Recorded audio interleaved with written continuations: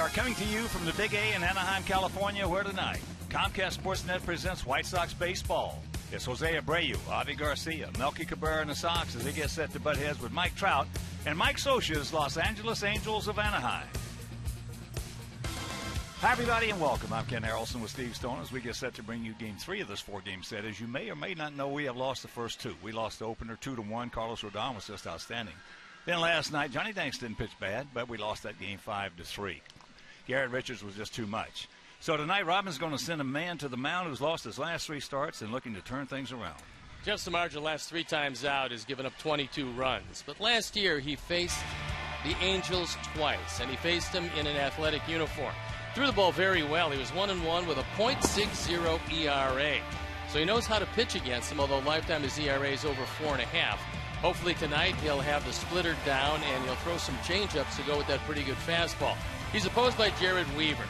Weaver, over the course of his career, has always handled the Sox. In fact, in 12 starts, he's 9-2. His ERA a little above 2.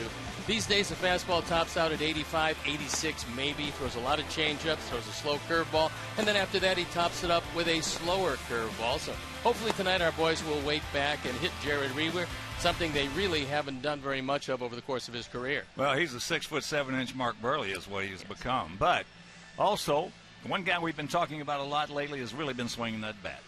Through all of the offensive trials and travails for our ball club, Jose Abreu has been consistent. And last night he came up with 3 hits by staying back and waiting for fastballs in the zone. The last 4 games, 7 for 12 with a home run, a couple of doubles, and 3 driven in. And last night he drove in his 70th run of the year.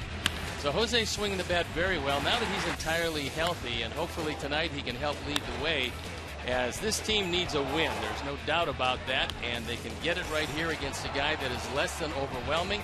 He's come back from a hip injury, and we're talking about Jared Weaver. Let's see if they can get to him tonight and improve on that 2-9 record lifetime against the crafty right-hander. Well, we've lost 8 in a row in this ballpark, so let's do something about that. Sit back, relax, and strap it down. White Sox baseball coming your way.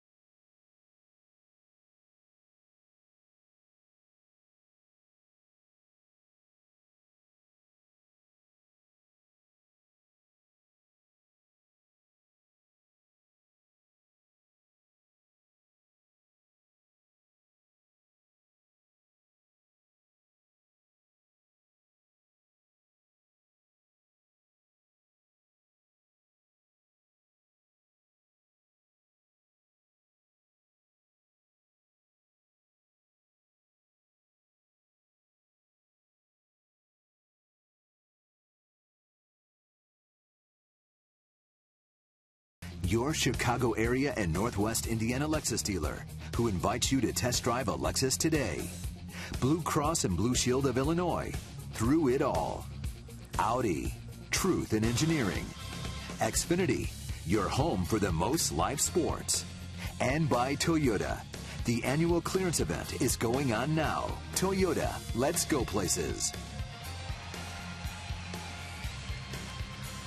Welcome back to Anaheim on a beautiful night for baseball. Because of their 2 wins, first 2 games of this series, Los Angeles has now moved into control, if you think a half game is control, of the second wild card behind Toronto. So Baltimore just a half game back, and let's take a look at how Robin is going to line up our Sox for the game tonight. Adam Eaton leading it off playing center field. That is Jose Abreu, Melky Cabrera, Avisail Garcia, who's had a good run against the Angels this year. J.B. Shuck in right field with Alexi Ramirez, Carlos Sanchez, Tyler Flowers, and Tyler Saladino rounding it out. The defense, and how they'll line up behind Jared Weaver left to right. David DeJesus in the starting lineup with Mike Trout and Cole Calhoun in the outfield. Then it's Caleb Howard, Eric Ibar, Johnny Giavotella, C.J. Cron at first base with Carlos Perez behind the plate. And our Lexus pursuing perfection starting pitcher is Jared Weaver. This is 18th start of the year. He's 4-9. He's never had a losing season in all of his professional career. But this year has not been the best for him. The umpires for the game this evening. The crew chief, Dana DeMuth, is behind the plate. Mike Esterbrook is at first. Ed Hickox at second. And Paul Nauert is at third. So let's take a look at quality starts this year, including quality starts tonight by the Athletics and the Mariners. They've got 70 of them. Our Sox, tied with the Angels, they've got 68 of them, for the most in the AL this year. And Jose Quintana and Chris Sale leading the way with 18 and 17 respectively. So the Sox hoping to get off to an early start against a struggling right-hander, as Jared Weaver, just back off the DL, has actually thrown pretty well since coming back. But 4-9 just doesn't appear to be him. Again, he throws a fastball that tops out 85-86. He's got a very slow curveball and a changeup to go with it. So they've thrown the ball around the infield, which means we're ready to play baseball as Adam Eaton steps in, and I'm ready to turn it over to my play-by-play partner, Ken Harrelson. Hi, Steve. Thank you. And once again, good evening, everyone, and welcome to White Sox baseball right here on Comcast Sportsnet. Game 3 of this 4-game series, and Game 3 of this 7-game road trip we'll have tonight, tomorrow night here, and then 3 in Seattle. And before we show you our picks to click, you at home select yours as the first pitch of the ball game. You're going to see a lot of change-ups tonight from this guy, 6'7", but make no mistake about it. This guy is 57 games over 500 in his career. He knows what he's doing. He used to throw hard. He's made the adjustment. Now he is cunning and guile. Well, it wasn't too long ago. In fact, in 2012, he was 20-5 with an ERA of 2.81. Last year, 18-9 with an ERA about 3.5. And not throwing hard. No, these days, it's really something to behold where he has to do it just on experience, changing speeds. And I mean, it's real slow, like that. There's that slow curveball. Adam comes in hitting at 261, 10 homers, 31 driven in. Sox as a club hitting at 248 with a 4.01 team ERA. That's off him, and that's going to be a base hit.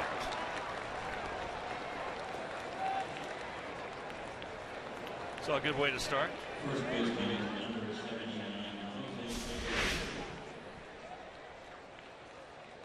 Adam weighted back on his changeup, and it hits off the posterior of Jared Weaver. Somewhat surprising. We saw Garrett Richards last night. Jared Weaver just there. Impossible to field if you have your back to the hitter when the ball gets to you. And these days, instead of being the fifth infielder when you release the baseball, most pitchers just don't get in a good fielding position. It usually costs them. Well, if you're going to get hit in the derriere. It's a good spot for it. That's a great spot. Great spot. So here is Abreu. 3 for 6 in the series. And just a short lead. As that pitch once again up and in.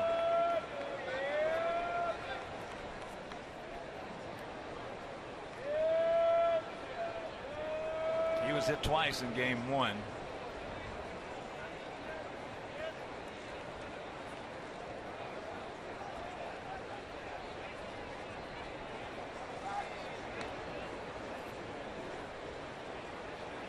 Weaver out of Newport Beach. 32 years old. As I mentioned, 6'7", 210 pounds.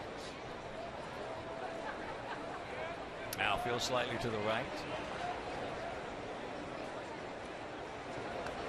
A little bigger lead now by Eaton. About a half a step. He's 11 for 15 in stolen bases.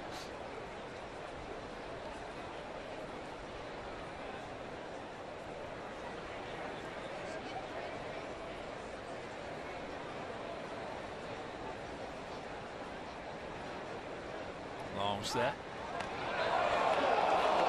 Very close at first base. Adam was able to get back in under the tag.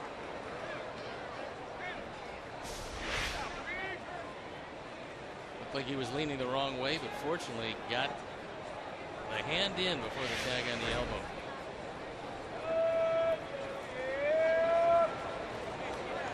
He might be throwing a little harder to first than he is to home. There's no doubt he felt that he could pick him off on that particular move. And now Adam a little bigger lead.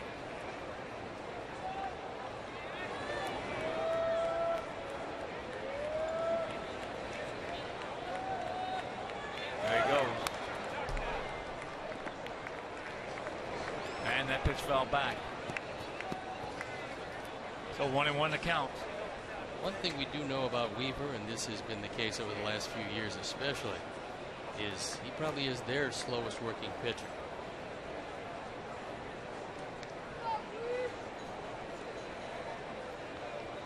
.135 up, 78 down in his career.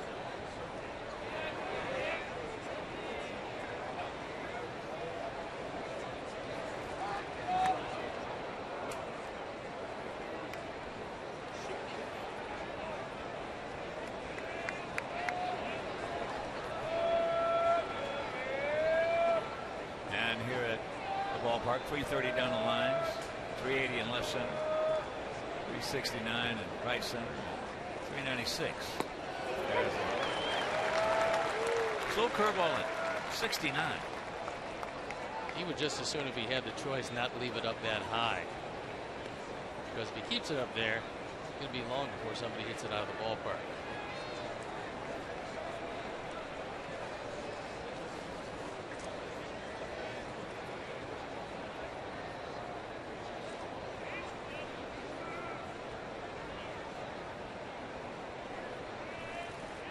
Pitch out, nothing on.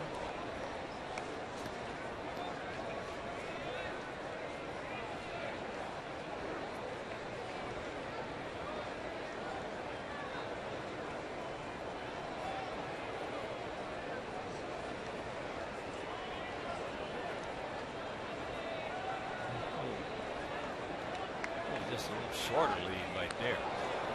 That was a good play by Crone as Weaver tried his best to throw it away. Crone was able to dig it out of the dirt.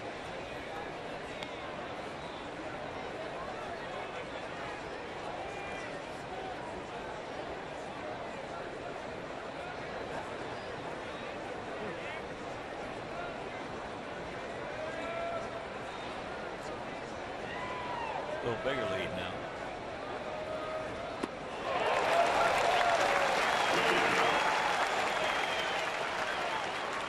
Gamesmanship also in that bat right there. Joe Brady with the long sets, the throwovers, and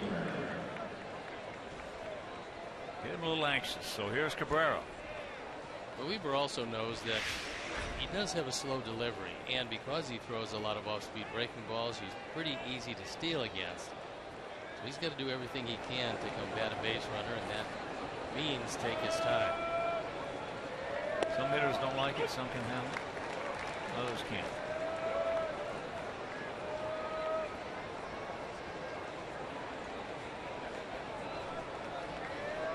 Melky looking for his first hit in this series. He is 0 for 8. And he's had a tough time against Weaver. 22 at bats, 3 hits.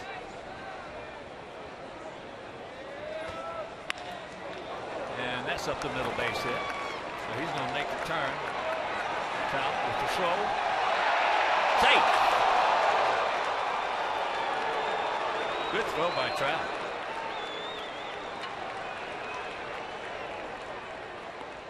Although Trout is not known for having a strong arm, we've seen him a couple times, both at U.S. Cellular Field and here, make pretty good throws.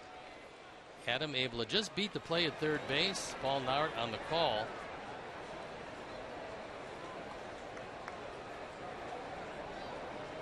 He got the hand in before the tag, so runners at the corners and only one out.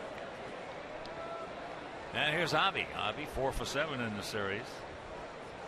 And he has never faced Weaver. He comes in hitting at 267. 11 homers and 45 driven in.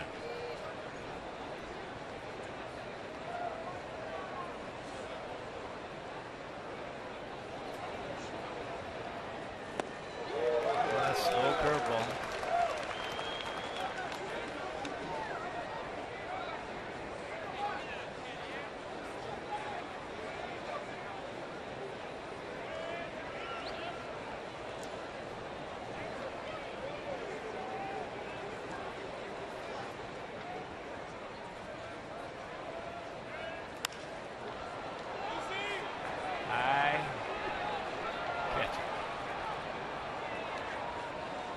Can't.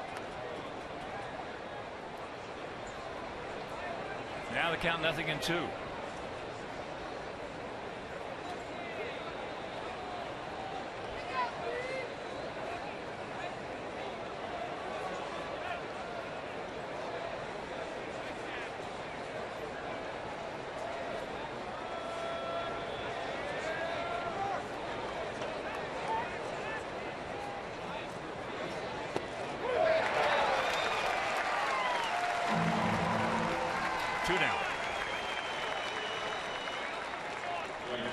Right now, let's check out our picks to click tonight. Manju, our director and crew. Then went with Malcolm. See, he's going with Adam Eaton, Mike Mazin, his crew, and Mike Spadali and his crew. We're going to go with the man at the plate right now, J.B. Shutt.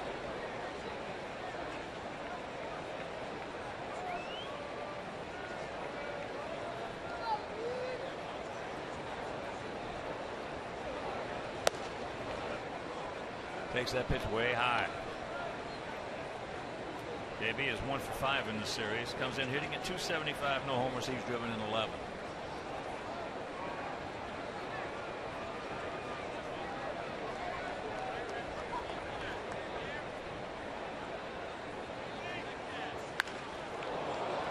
That ball hit high and deep. Stretch. Get up off that wall. And once again, we got a man at third, less than 2 out, and we can't do anything with it.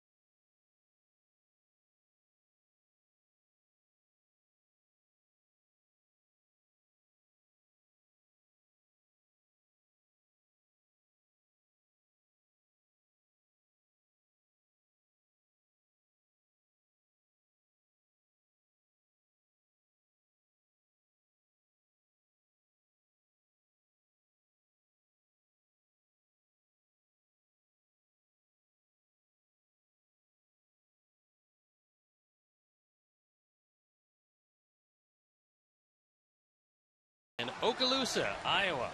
And let's take a look at how Mike Scioscia is going to line up his Angels for the game tonight.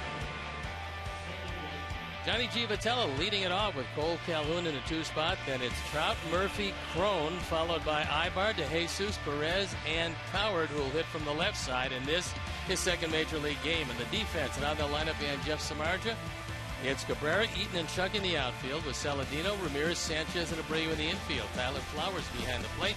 And our Lexus pursuing perfection starting pitcher is Jeff Samardzija on for his 25th start, looking for his 9th win. Givatella 1 for 5 in the series, and he takes first pitch strike. That one at 94. He comes in at 269, 3 homers. He's driven in 40, so he's been a little bit productive out there at second base. Angels hitting at 244 as a team with a 3.67 team ERA. And that pitch had part of the zone and didn't get it. Jeff would really like to turn it around the last 3 times out. He very much struggled. 22 earned runs in his last 3 outings. Last year in a couple of starts, he was brilliant against these Angels, but he was with the Athletics. 1-2 the count.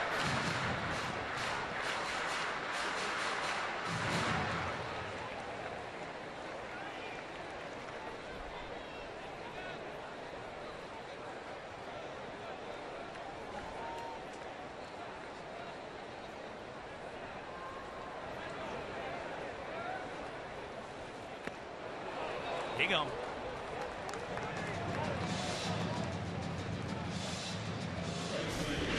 This is a pretty good location, and you can see that Tyler Flowers wants it away, and Jeff, ahead of Givatella, throws it in a perfect spot when you're ahead of the hitter. That'll bring up the right fielder Cole Calhoun.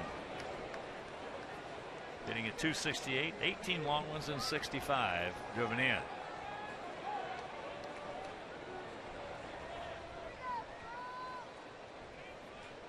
Cole got these guys started off in fine fashion last night. Johnny Danks said he just went up and ambushed the fastball. In the words of Johnny Danks, he was looking for a ball fastball, and he got it and rode it out of the park in left center. That was a high towering drive. He's a strong little guy.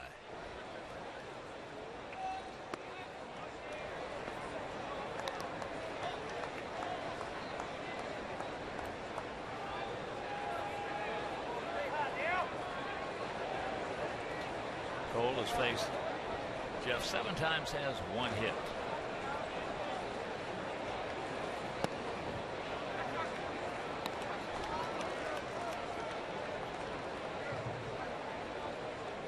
He can get out his first inning, he'll be in pretty good shape. He's given up 22 runs in the first inning this year.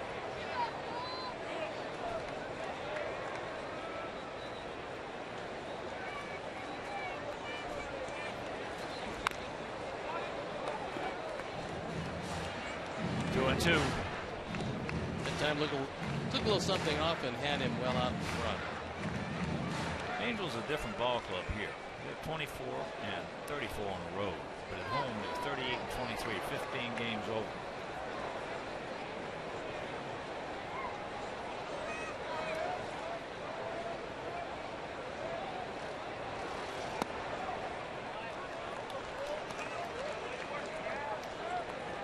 The big guy not playing tonight, Albert Pujols, who's homered the first 2 games of the series, getting the night off, and that is a welcome sight.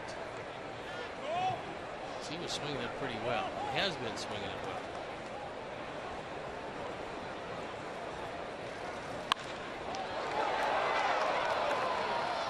Jose with another nice pick over there. He is, besides swinging the bat, he's been really playing a terrific first base, especially on bad throws.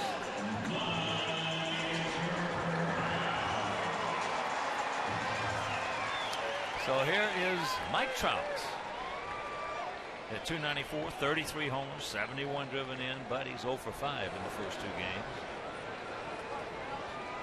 3 for 9 lifetime off Jeff.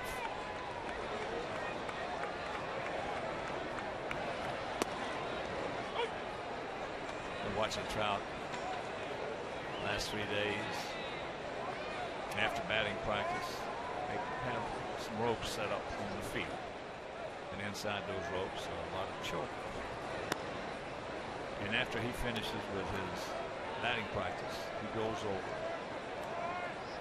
shakes their hand, and appears to have eye contact and something to say to each and every one. Then he signs each and every one's autograph. That's a guy with a pretty good idea about what to do when you are the face of the franchise. And he also takes a picture with everybody individually. He's doing it right. And there's the base hit. Also trying to do something that hasn't been done in a while. Along with Albert Pujols, they're trying to become the first two teammates to hit 40 home runs or more since back in 2006. And that year, it was Jim Thome and Jermaine Dye who did it for the White Sox. No two teammates have done it since then. Here was a good pickup. David Murphy hitting it. 264, 2 homers, 7 knocked in that Angel uniform. They got Murphy to handle right-handed starters, and the irony of it is that he won a ball game for them late against a left-hander. Watching him in batting practice, he didn't pop up many in that cage. He doesn't ground out many. He hits line shots all over the ballpark. And then he goes about halfway up in those bleachers out there in right and right center. Everything he hits is hit right on the barrel. Not an easy thing to do here. This would not be considered an easy park to hit a home run. I wish we could get off 99. They have 130. We have 99. We've been over there for a while.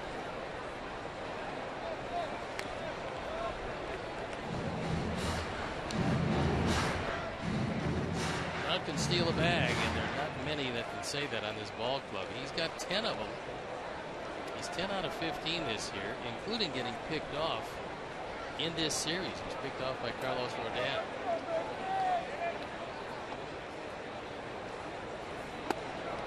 I don't know if Sosa really, especially after that wrist injury he has, I don't know if he wants to run again much.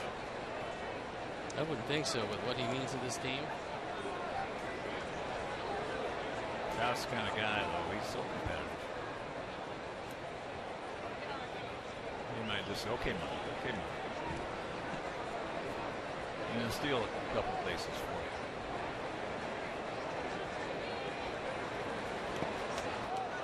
Tyler keeps it in front of him.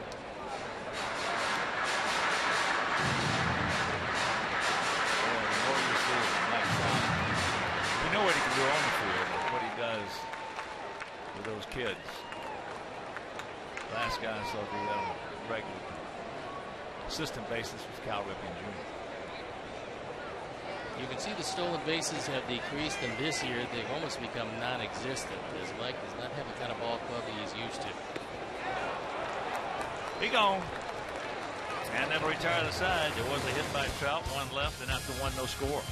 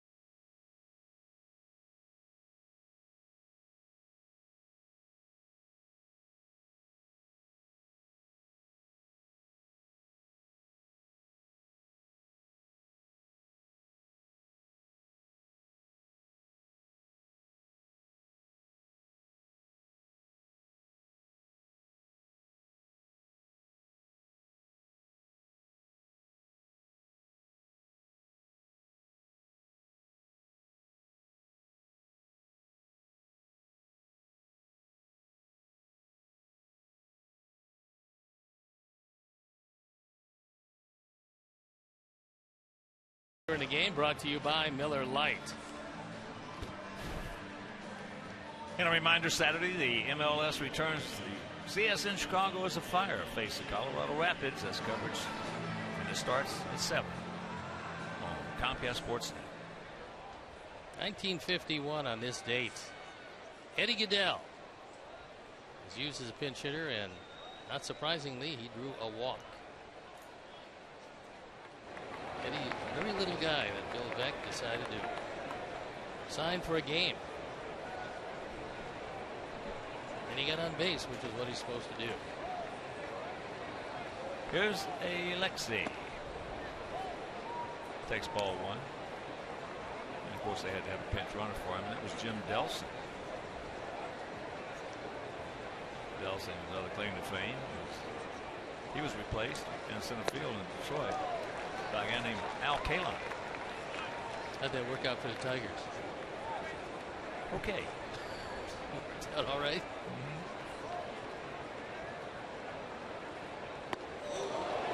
That slow curve.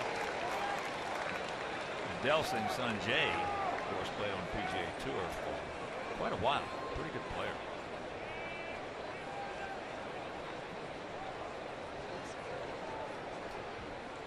Gap out there in right center.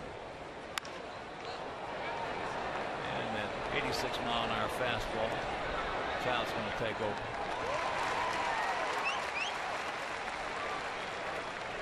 Hitters just have a hard time doing this, and that is giving up on the fastball and just look for the off-speed pitch and stay back, because it's very rare, if ever, not since he's throwing like this, that Jared Weaver is going to throw you 3 fastballs. He is going to throw you a changeup or a slow breaking ball in the course of the at-bat.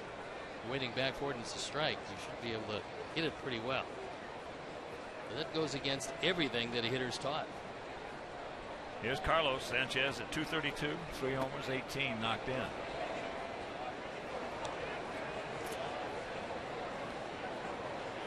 Weaver looking at a Dana DeMuth, want to know if that one was up high. Yep, it was.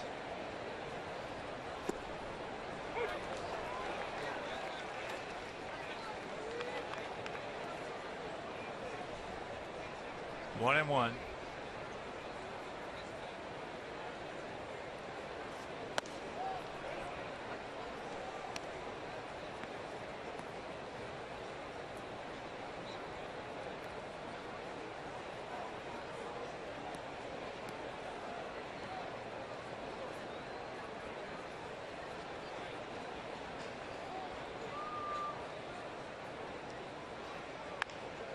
There's that slow curve.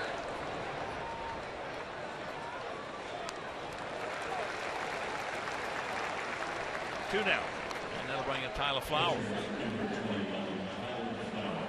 Tyler 1 for 7 in the series, hitting at 217, 8 homers and 29 knocked home.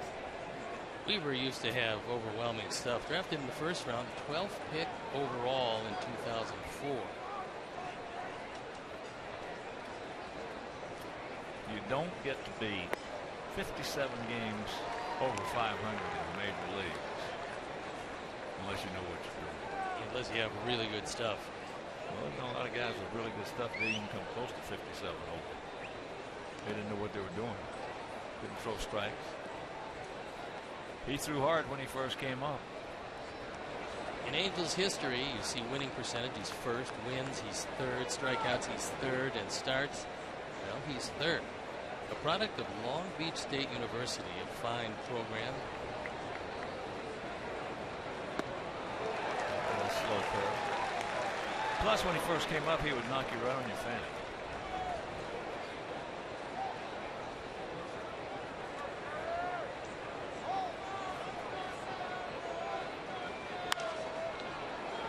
And that fastball is popped up. Old Calhoun, and easy innings.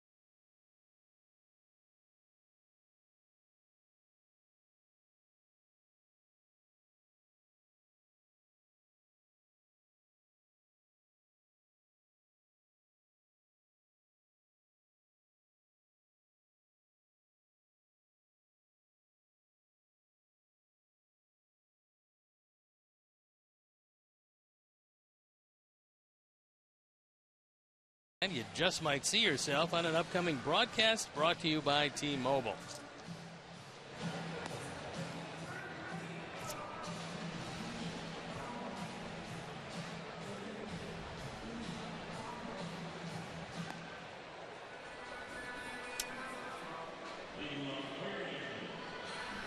Jeff had a very good first inning, gave up the base hit to Trout. Other than that, he struck out 2 and got over his first inning woes.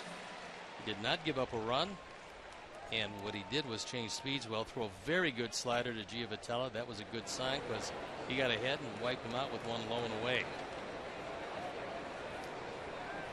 Here's Crone. CJ homered in game 1, and that turned out to be the second run, and they beat us 2-1. He has 9 homers. He's knocked in 27, hitting at .271.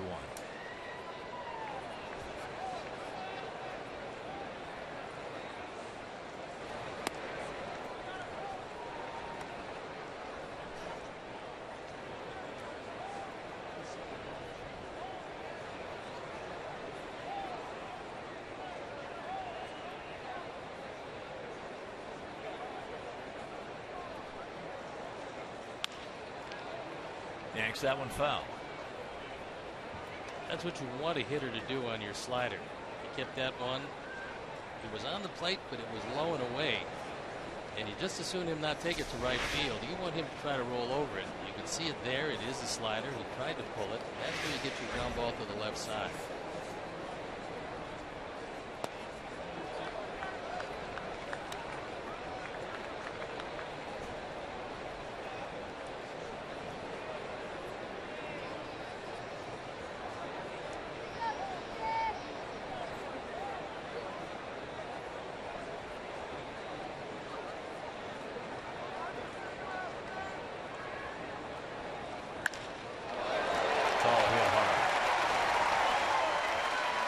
.7-mile-an-hour fastball that he didn't try to pull, and that time he did what you should do is go the other way. You can see where the location is on Menard's pitch tracks. It's on the inner third. But he hit a bullet to the opposite field. They thought Crone would be the next Mark Trumbo. Hasn't worked out that way so far. He came up last year, hit 11 home runs, and this year he's hit 9.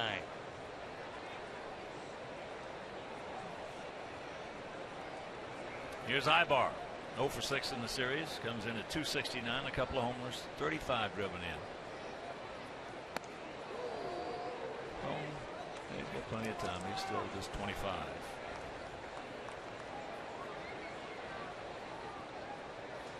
He had some big power in the minor leagues. They loved him in 2012. He had 27 home runs, drove in 123 in 129 games. They felt then that he would be a big run producer in the major leagues. It just could turn out that he is.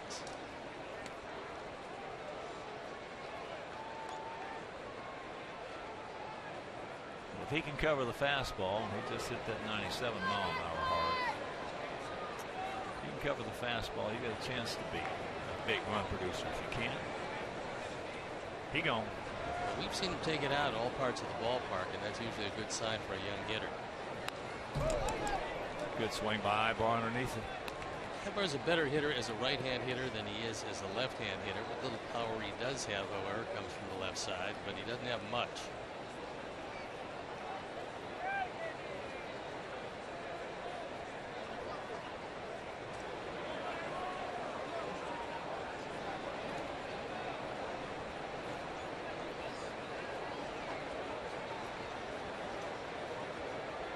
Short lead by Crone. Some finals if you're just getting in. St. Louis at home against San Francisco. Cardinals won it 4-3. Philadelphia at home against Toronto. Phillies beat the Blue Jays 7-4. Baltimore beat the Mets 5-4 at Oriole Park. Pittsburgh over the D-backs 4-1 at PNC. Atlanta just down the street here. San Diego. Padres beat the Braves 3-2.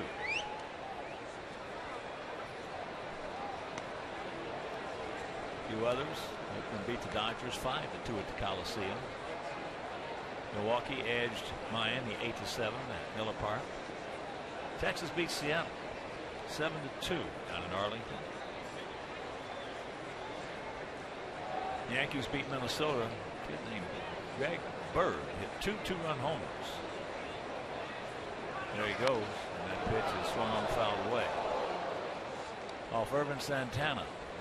4-7-0 for the Yankees, 3-5-0 for the Twinkies. Top of the 7th at Wrigley. Tigers leading the Cubs 8-5. Boston beat Cleveland 6-4 at Fenway. And Kansas City leading Cincinnati 4-3, top of the 5th at the Great American Ballpark.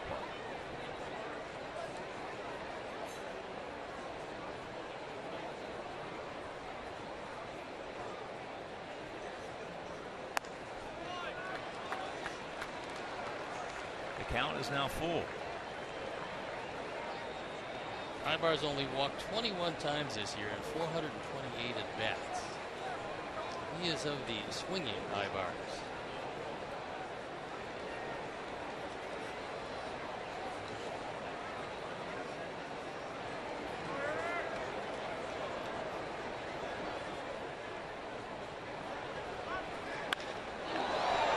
It's off the glove of Alexei.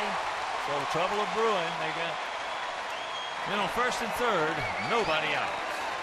Mike Scioscia, knowing that Ibar is going to make some contact, he usually does, and he decides to send Crone. This would have been a strike him out, throw him out, but Ibar makes good contact, has Alexei go into the bag, and then hits it behind him. So caroms off the glove. Alexei just, he got trapped, nothing he could do with that one. Good try by Alexei.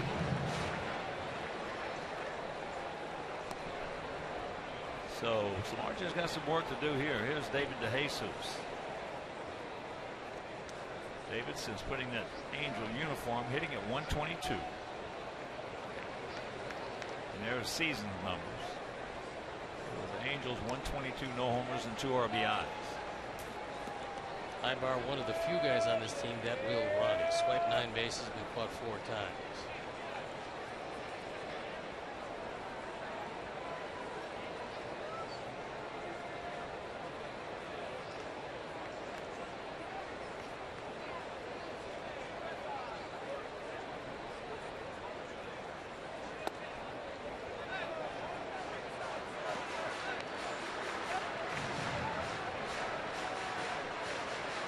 The count.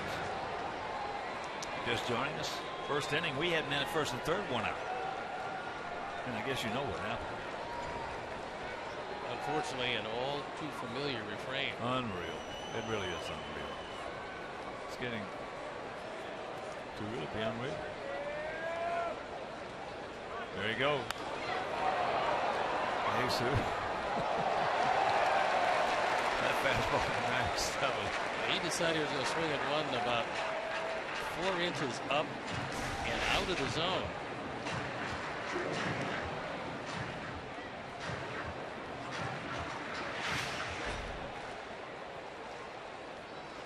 He came into this season a lifetime 277 major league hitter, so he's always been able to swing the bat. He's been a good player. David has been a good, solid, for the most part, fourth outfield. Even though he's played regular with some all clubs. He's done a good job there. You see 99 home runs.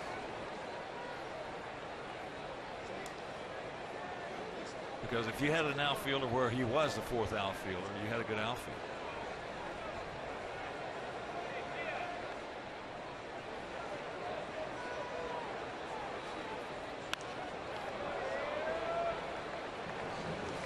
There was a time when he played every day. It was mostly with Kansas City. In fact, he hit .307 in 2008, playing 135 games. Next year, hit .281, playing 144 games. But the last few years, pretty much a platoon player.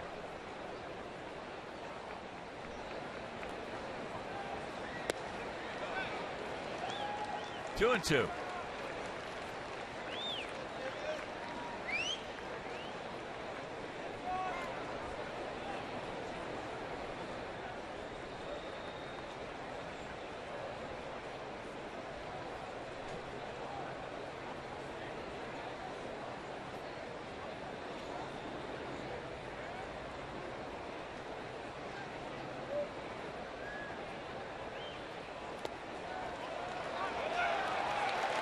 Pretty good piece of base running there by Ibar, because as soon as he saw that ball in the dirt, knowing that if Tyler comes up with it, he's going to have to look at third first. So that's exactly what he did. By looking at third, Ibar just runs too well, and you see Tyler comes up.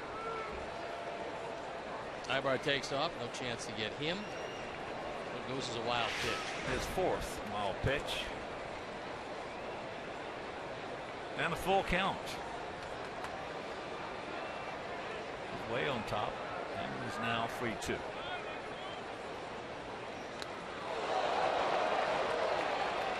That'll load him up.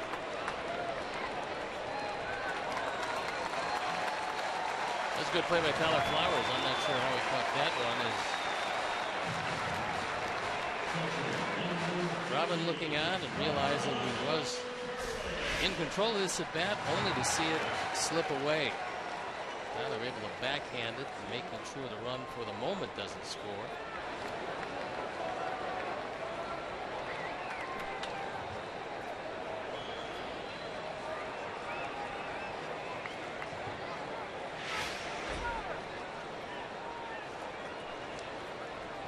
So here is Carlos Perez, 24-year-old catcher. That's foul. Thank you very much.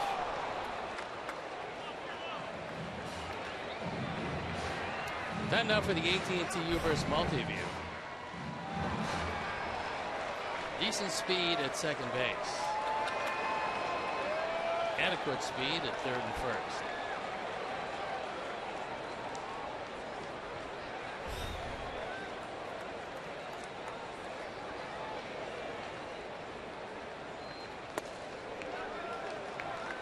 Perez in the series is 2 for 6 with an RBI. Comes in hitting at .230. A couple of homers and 14 knocked in. We've seen it in the series back home where we swept them. And the first 2 games here.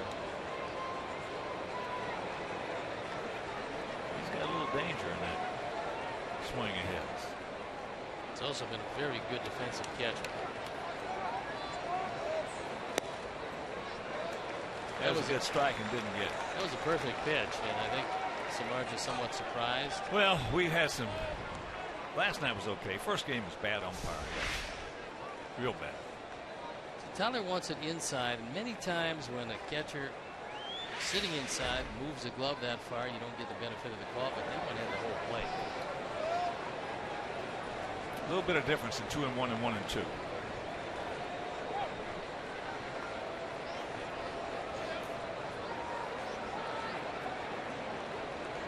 Infield back, they're looking for 2. Comes back at Jeff, he's coming home with it. 2-1 pitch.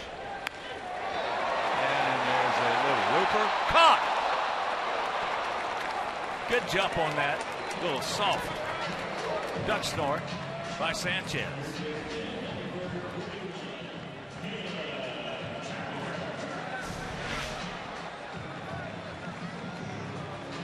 Infield back. Carlos has got a shot at this one and goes back and makes the catch.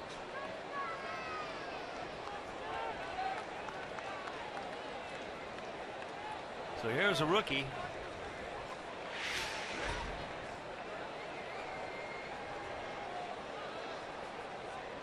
Caleb Coward. We'll see him from the left side for the first time. He was 0 for 3 last night. Can't get it. He decided to give up switch hitting, and he gave up hitting right-handed. Then this year decided that it didn't work out. So went back to switch hitting and had a pretty good run in the minor leagues. Last night was his major league debut.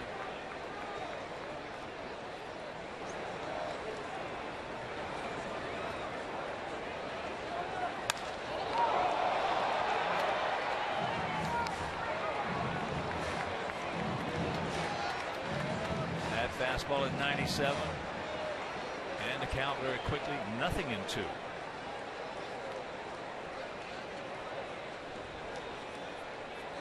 He was a .246 minor league career hitter.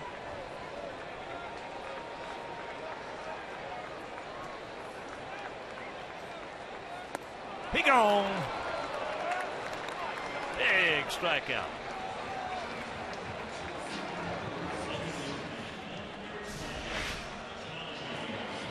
All 3 pitches up and away, and even though Tyler wants it inside, Pepe will throw the high fastball by him outside.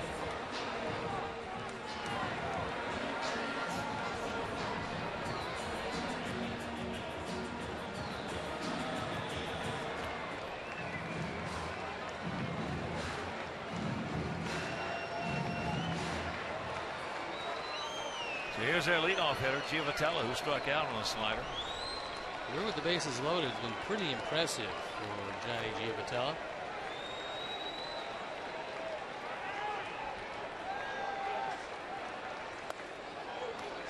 Takes it up high. That one at 98. So regardless of what happens here, this has been a good inning for the Angels.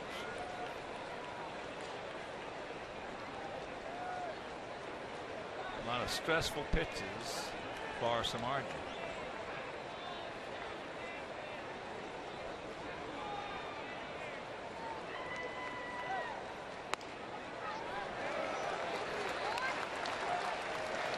Two 2-0 the count.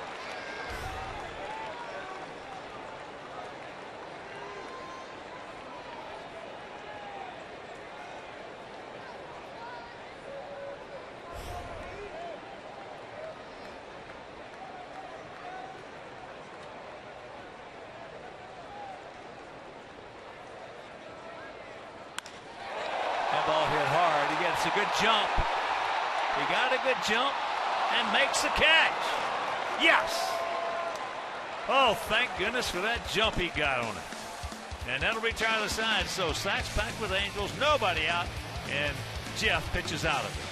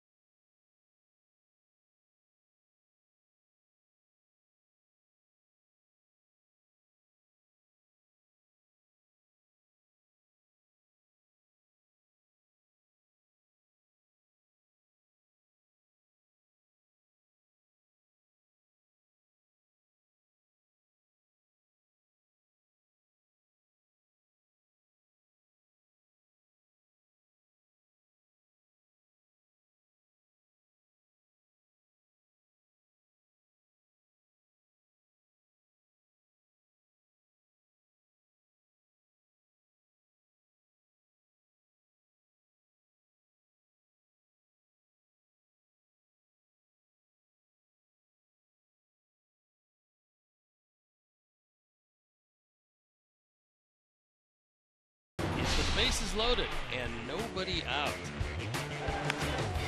And Jeff on a little looper retires Perez. Then he throws it by Coward. And then Johnny Giovatello gets one way back. Anaheim makes a catch, and Jeff Samardzija absolutely ecstatic to get out of that one with a 0 on the board. And here's Tyler Saladino.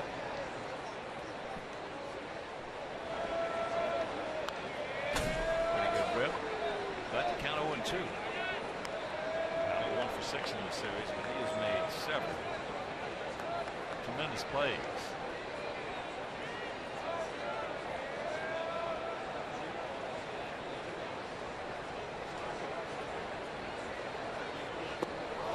And there's a slow. That one was at 63.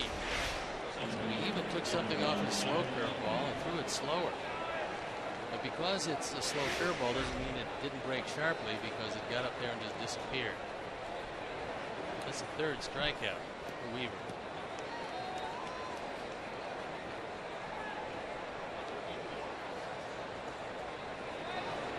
Here's Adam. He singled hard off the buttocks. Jared Weaver.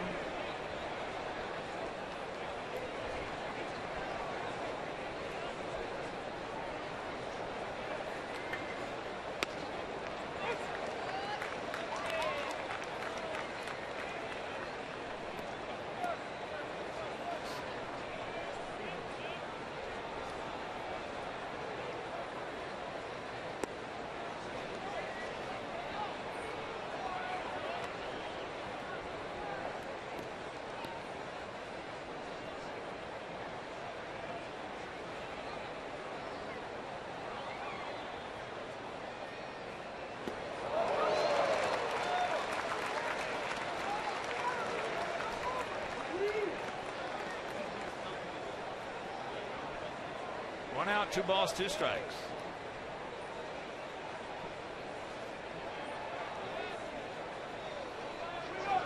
Nice gap in right center if he can find it.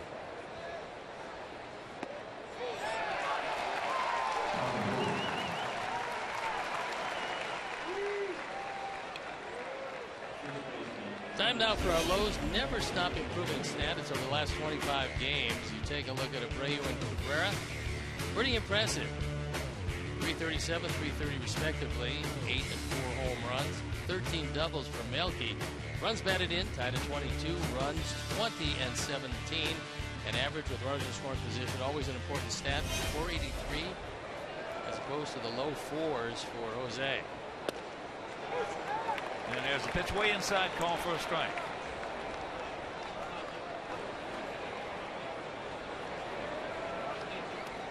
Boys, it looks like it might be one of those nights like we had in game 1.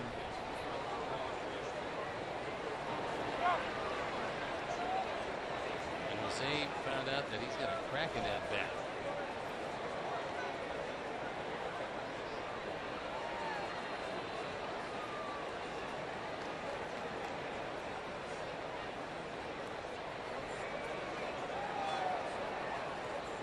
You can see his fastest fastball has been 86. His lowest curveball 63. And the average pitch at 81.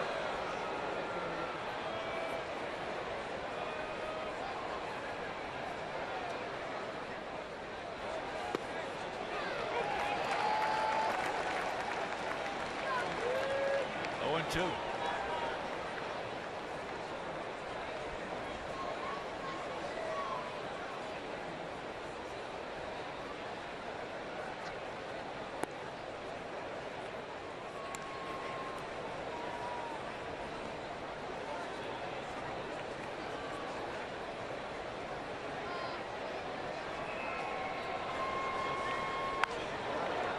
Slow curveball right off the end of the bat.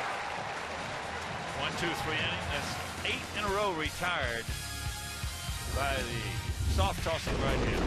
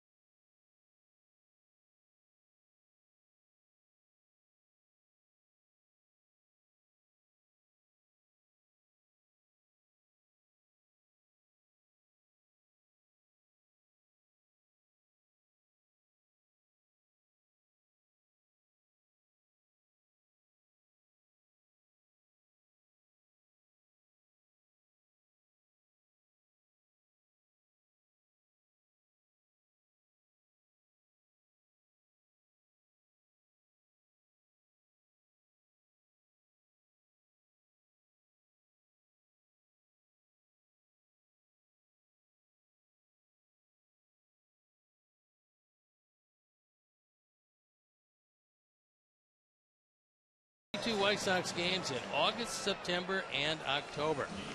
For more information or to purchase, visit whitesox.com/ballparkpass.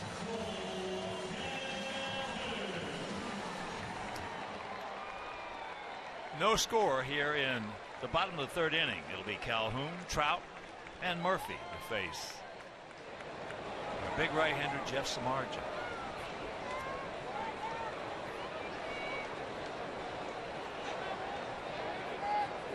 Calhoun hit a sharp ground ball right down the first base line, and a nice play by Abreu.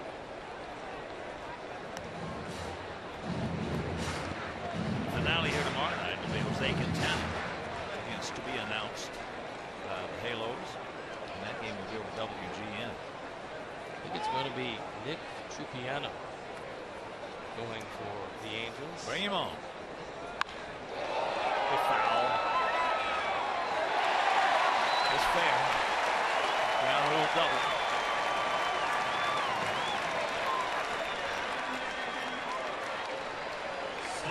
That's his 21st two-bagger.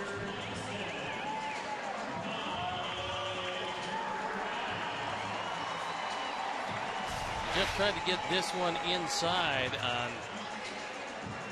the young left-hand hitter Cole Calhoun, but couldn't quite get it there. He just turned on it, one hopped it out of the yard.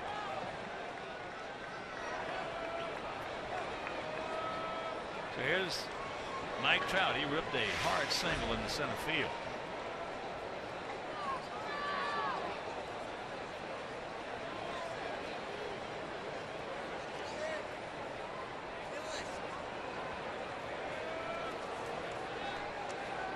Calhoun 4 for 5 in stolen bases.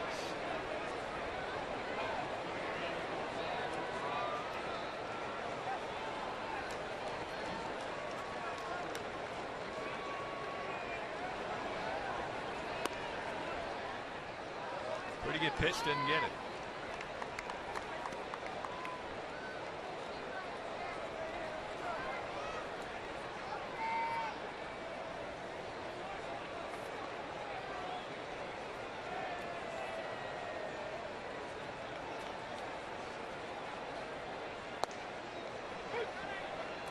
That evens the count at 1. The Dodgers, who lost today, along with the Giants, keeping that lead at 2, have acquired Chase Utley from Philadelphia. So they got their second baseman, their left-handed hitting second baseman, a trade that was rumored for a while.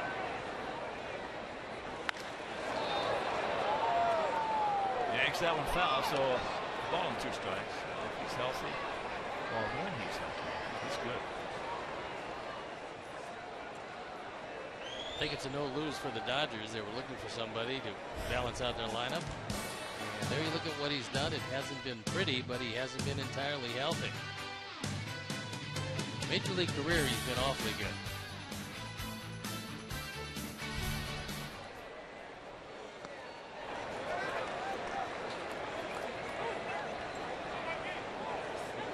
That's a little bit low. So 2-2.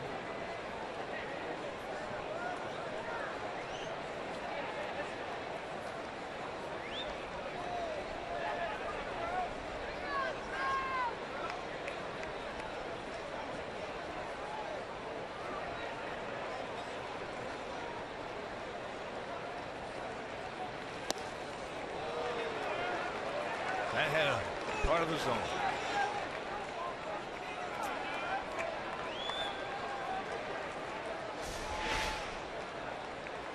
Catches the upper part of the zone. It's a slider. Jeff does get under it, keeps it up. Trout gets a break.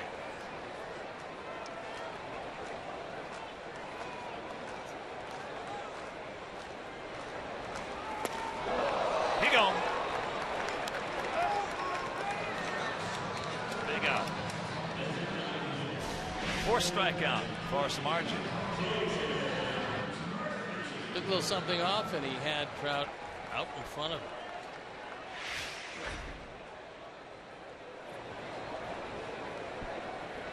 So here's Murphy. He struck out on the changeup.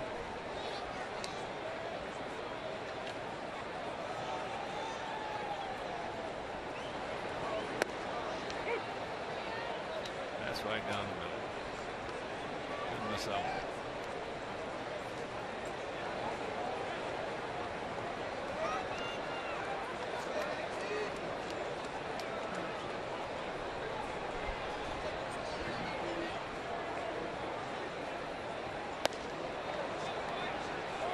He did not go.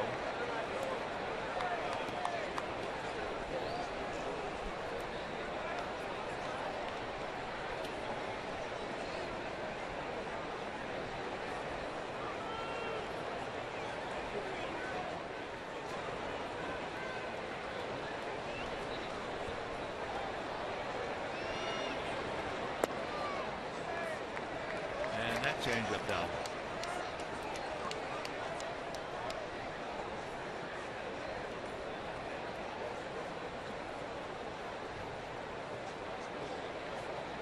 Very young Angel fan.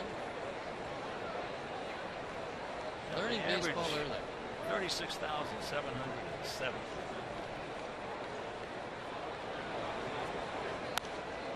He reached back, put a little giddy up on that one at 97.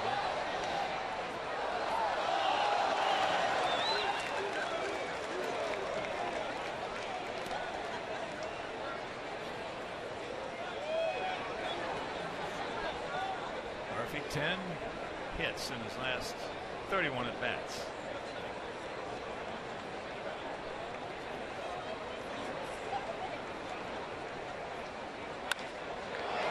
That's high in center field.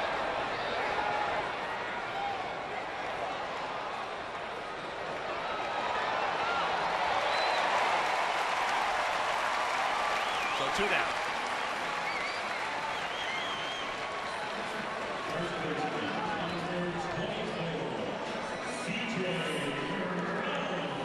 Doesn't seem like much from Calhoun, but when you get to third base, especially with a guy that throws some splitters and sliders, it's a lot of pressure on Tyler Flowers if you're 90 feet away. Well, it changes the whole dynamic. The at bat for the hitter and for the pitcher. Boom. Took a 97-mile-an-hour fastball and just ripped it into right field for a big save. Slider strike.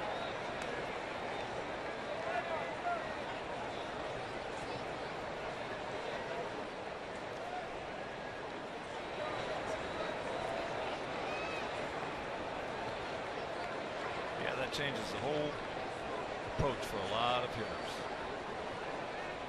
Not the majority, but a lot.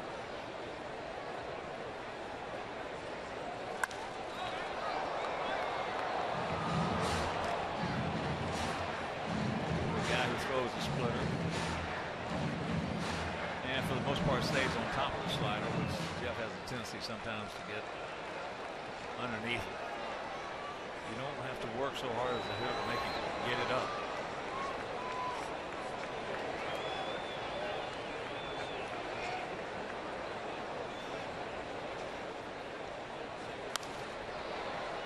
That one was up.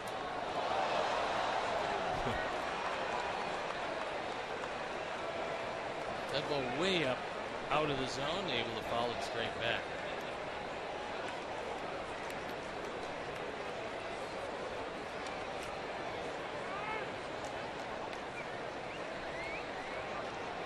Two out, 0-2 the count.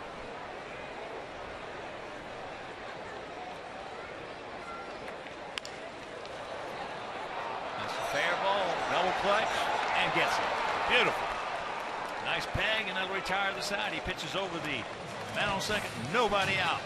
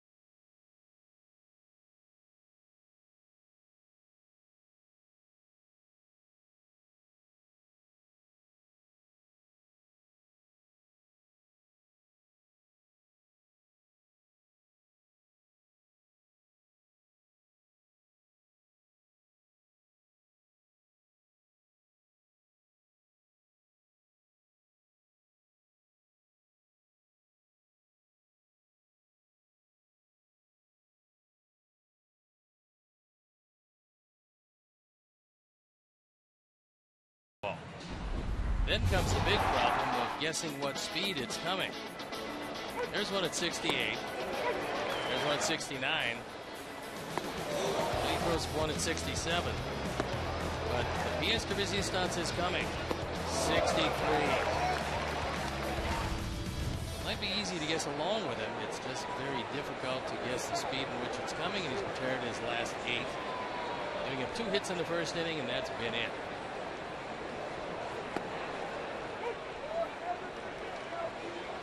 There's a strike to Melky. Melky picked up his first hit of the series with that single back through the middle. Look at this. Get over his head. Nope.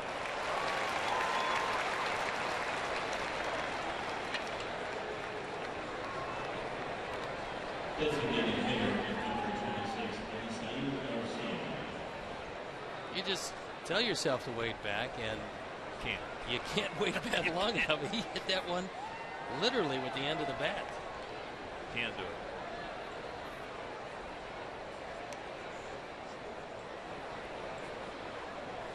I can tell you right now, that guy, with all that stuff he's throwing up there, would have had no problems with it.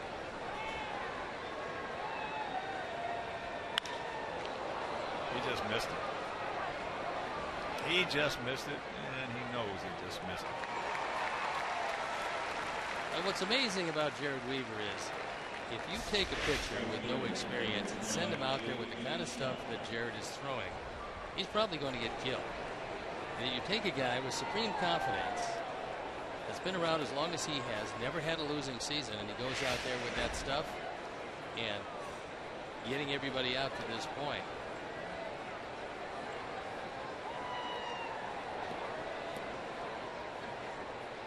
He would have struck me out with that stuff in a 9-inning game at least 2 or 3 times.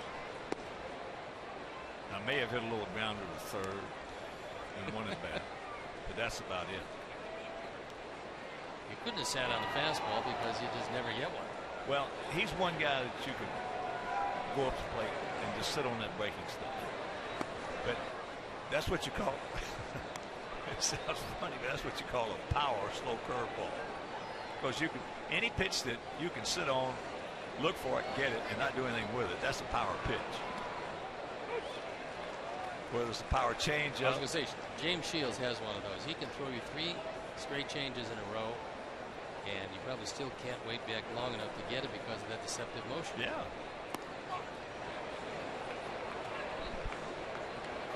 We got a lot of guys with power fastballs. We got a lot of guys with power slide. A lot of guys with Corey Kluber with power curveball. You don't have many guys with power slow curve. That pitch had part of the play. So a full count.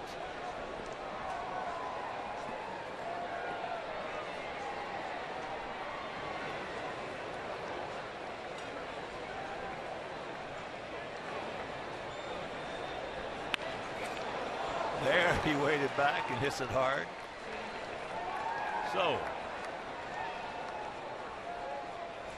Mike Mazza's crew, Mike Spinelli's crew on with a base hit. That breaks a streak of 10 in a row retired. This one out away from him, and even though his front foot went forward and planted, he kept his hands back long enough to take it up the middle.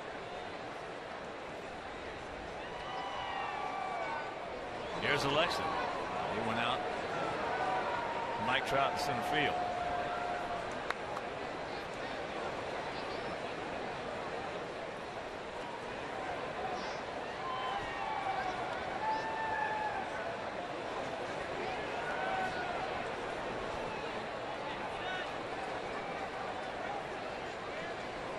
Looking over in the dugout, it's Mike Scioscia that gives the signs, being a very good long-time Major League catcher. Curveball a little harder. That one is 75. Chuck 4 for 7 in stolen bases.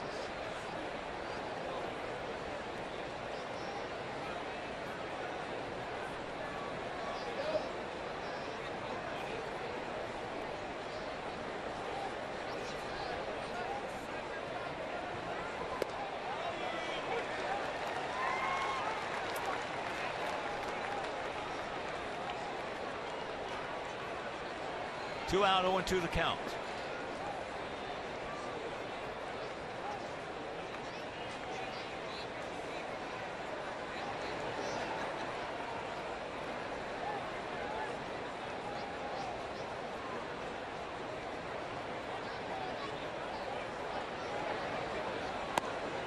Well, he is the perfect guy to pitch after Garrett Richards. I would say that's a tremendous advantage. You're looking at 96, 97 all night, and all of a sudden he comes out there with his best bolt at 84 to 86.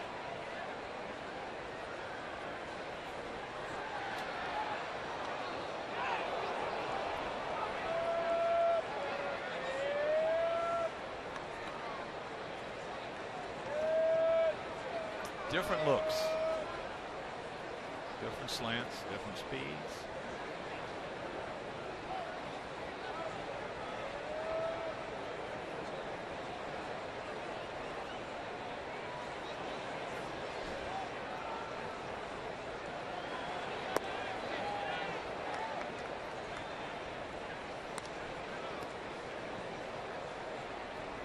Two balls, two strikes.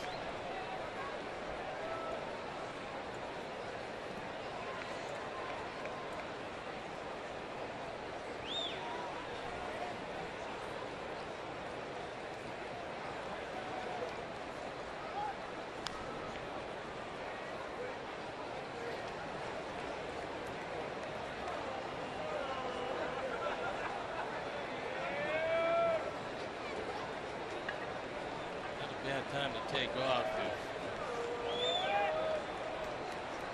Robin is guessing breaking ball. There he goes. Safe. He got one at 74 and beat the play at second.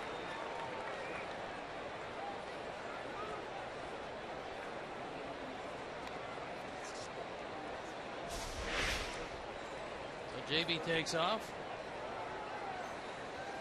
Perez does the best job he can do. It's just not good enough, and it's stolen base number 5. He's been caught 3 times.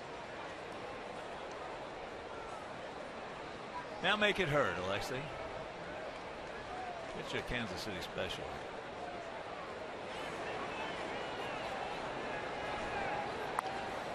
There it was, slow curveball right off the end of the bat.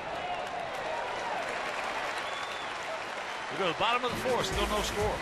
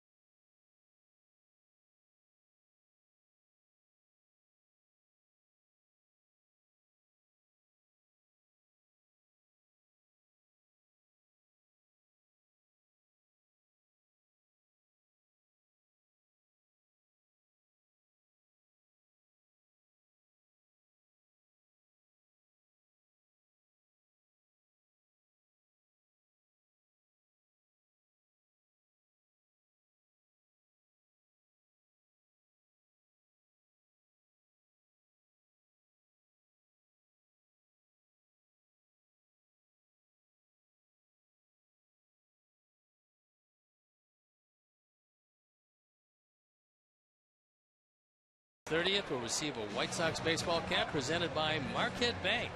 Marquette Bank, love where you bank. Purchase your tickets today by visiting whitesox.com or calling 866-SOX-GAME.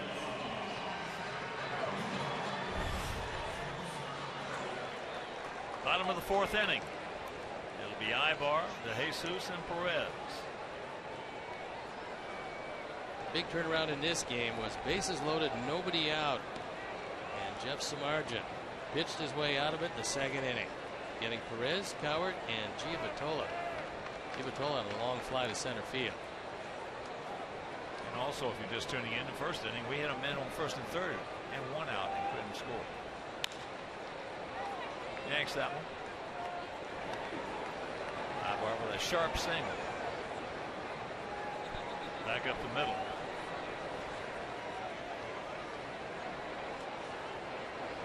Might have been a double play, but for the hit and run, it pulled Alexei out of position.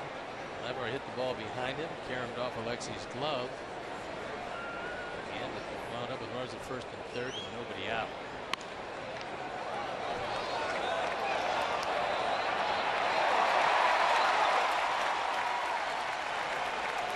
Good try. It'll be a base hit.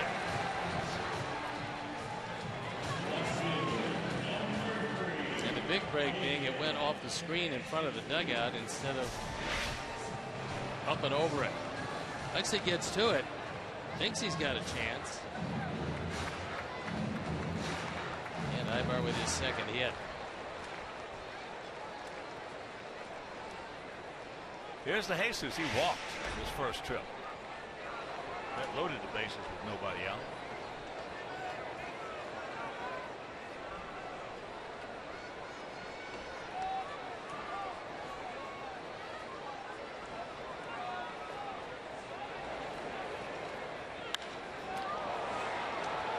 High in the left field, Melky.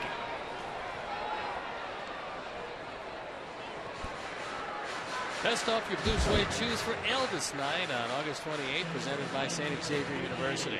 Come out to the ballpark for a tribute to the King of Rock and Roll, featuring performances by an Elvis tribute artist and post-game fireworks show. To purchase tickets, visit whitesox.com.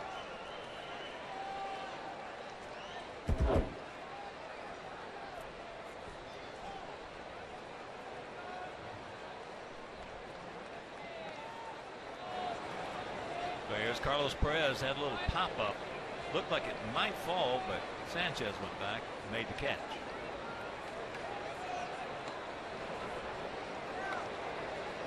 For 9 for 13 in stolen bases.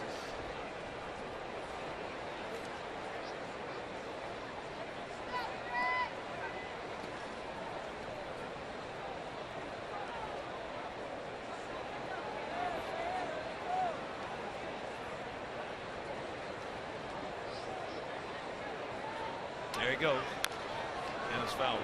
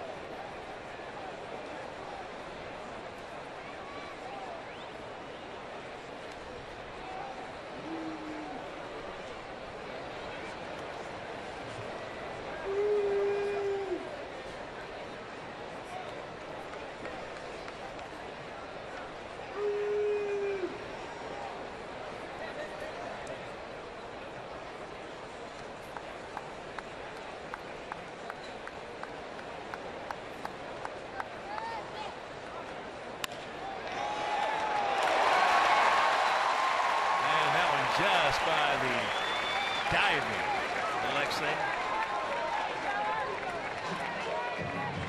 1 out, 2 on.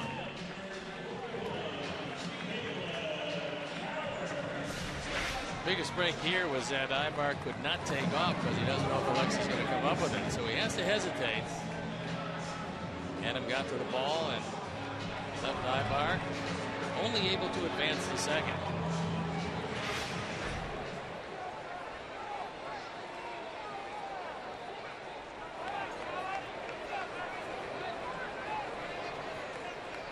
There's Caleb Cowart. Struck out on a good fastball in his first trip. And they're just going to see if he can turn it around. That one's at 95 upstairs. I think Jeff wants to see if he can actually hit a fastball up and out of the zone, because He's swinging at everything up there and not catching up with it.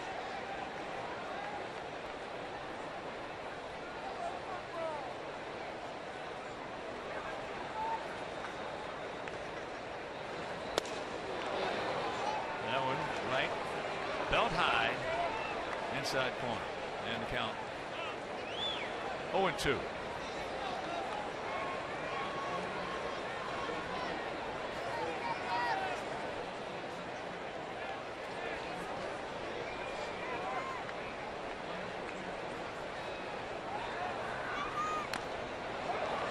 Foul tip.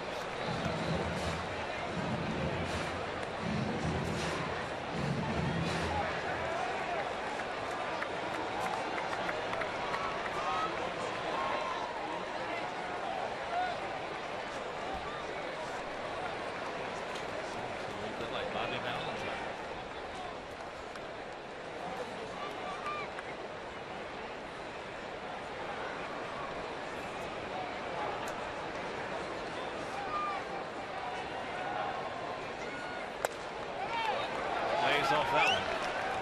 They tried to go up there one more time, see just how high that strike zone will expand, but Howard did not expand it that high.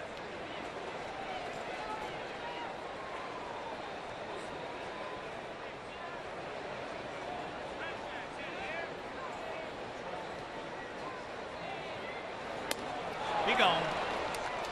He did expand it that high.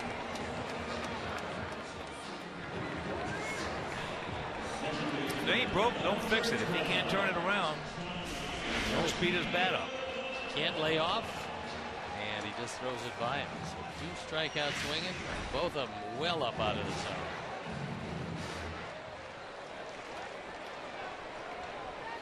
So here's Giavatello. Struck out on the slider in the first inning. Then in the second with the bases loaded. Probably hit his best bolt to center field that Adam Eaton got a real good jump on. Went all the way back and made a good catch that saved 3 runs.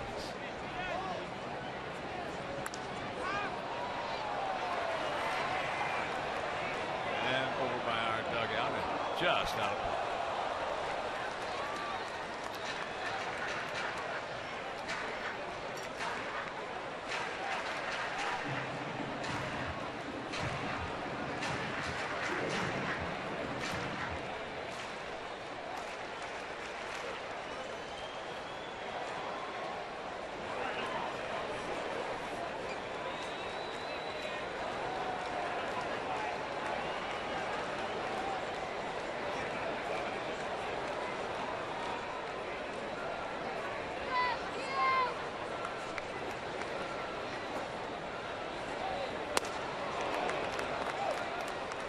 Get that one. That's a pitch he struck out on. That was a good hard cutter out of way.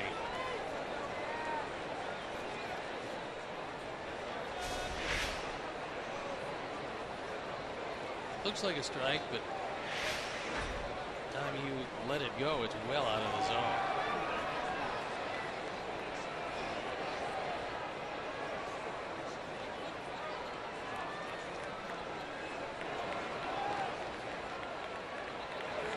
There they go. And that ball hit hard.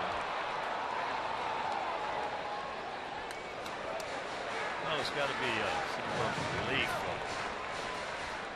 Not relief. The joy. Mike Scioscia, when you get somebody on there who can run a little bit. He loves to have his players run. I think you're going to see a different 2016 Angel ball. I don't doubt that for a minute. A situation like this where you have Ibar at second, you got to go after the trailer if they're going to try double steal as they did last time. Trailer in this case, Perez.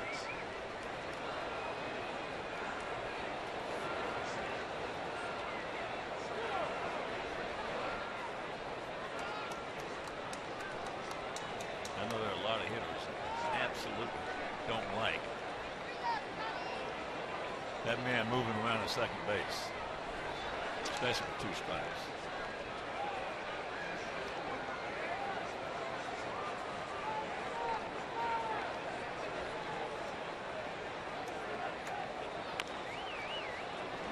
Just did get a piece of that one.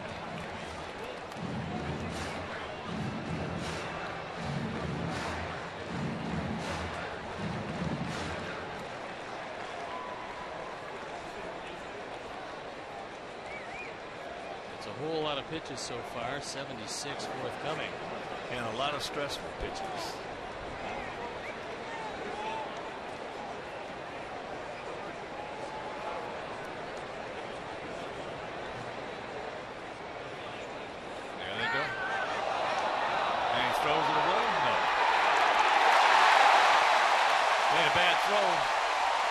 Good catch right there by Saladino.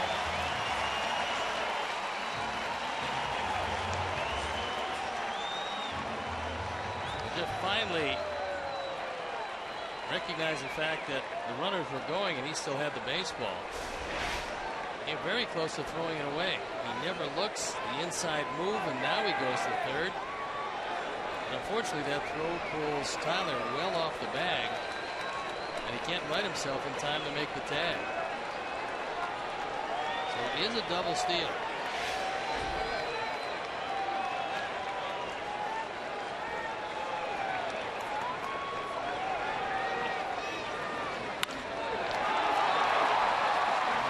Carlos has got in another retire to the side.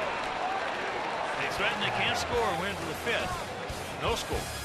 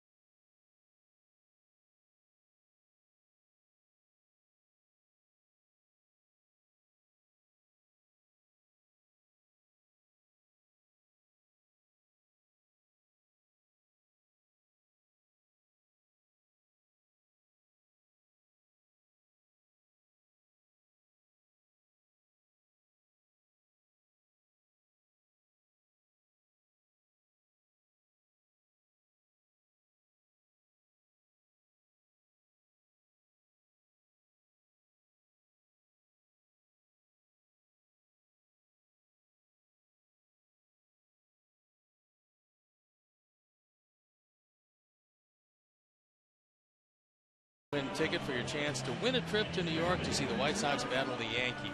You also might win a chance to throw out the first pitch at a White Sox game and get great offers from Famous Dave's. Also discount White Sox tickets. Head to your local Famous Dave's today for your chance to be a winner.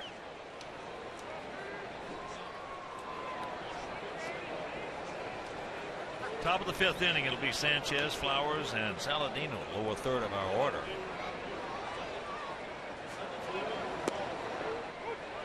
Slow curveball at 67.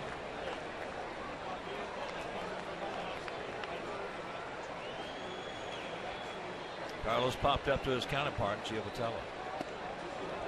He just cannot wait back. No, it's really tough. You see a slow curveball and then you get a straight change. So you've seen one in the 60s, now one in the low 70s.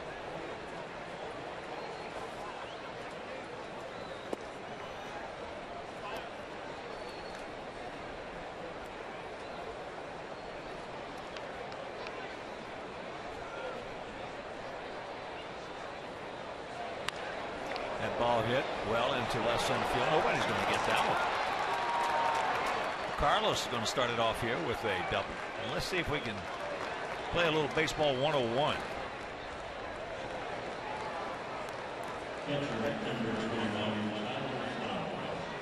This time he got a straight change and waited back.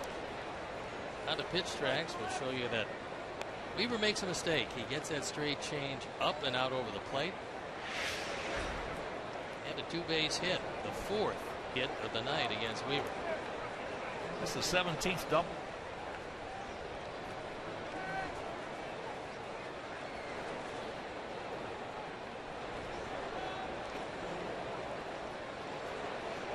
Whatever you got to do to get him over.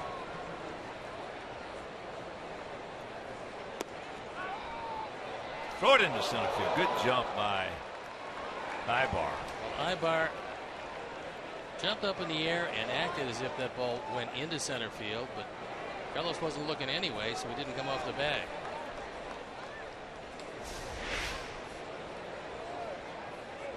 Perez comes close to airmailing him.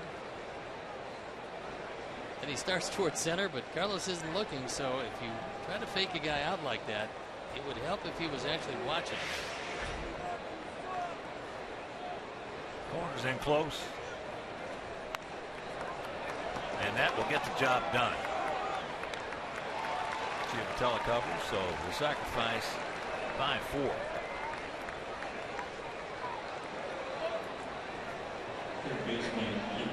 Good sacrifice by Tyler. Well, if you can sacrifice him over, you can squeeze him in. They're going to bring the infield in. It's just the second sacrifice of the year for Tyler. It can be a safety squeeze, even with the infield in.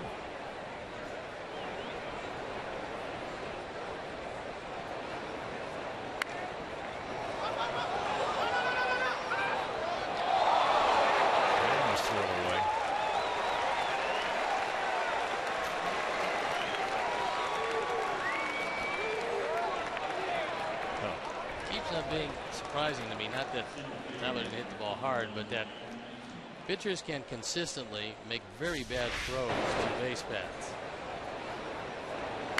He does part of this well, which is look at third base, which he should do, and then almost airmails into first base, but we're able to make the play.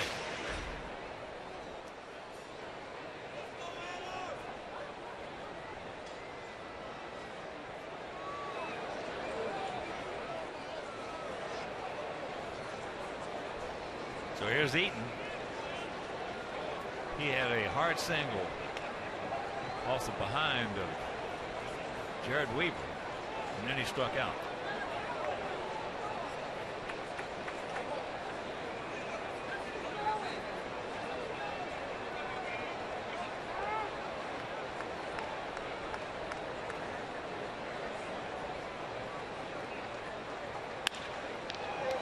Well, for the second time in this game, we've had a man at third base with less than 2 out, and again, we can't score.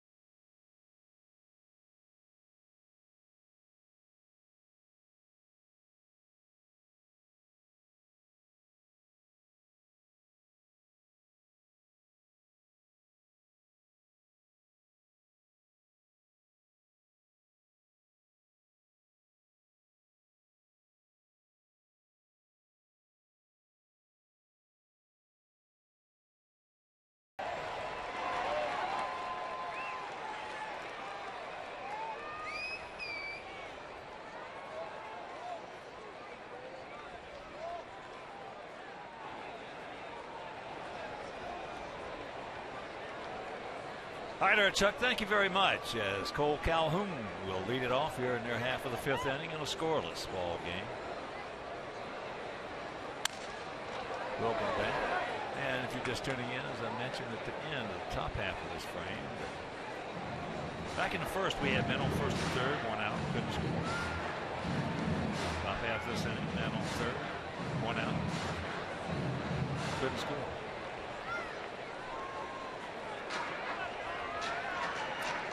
That is symptomatic of the everything is contagious in baseball syndrome. Either positive or negative.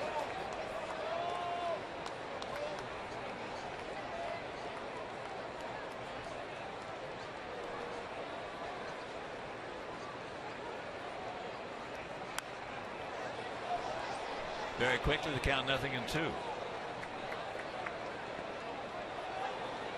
Calhoun hit a sharp ground ball right down the first baseline. Where you made a good play. That was in the first inning. And then he doubled right inside the right field line. A hard line drive. Ground rule double.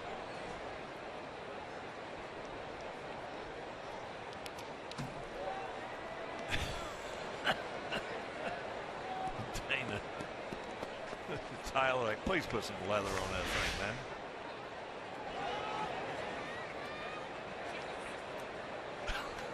Right between the wickets.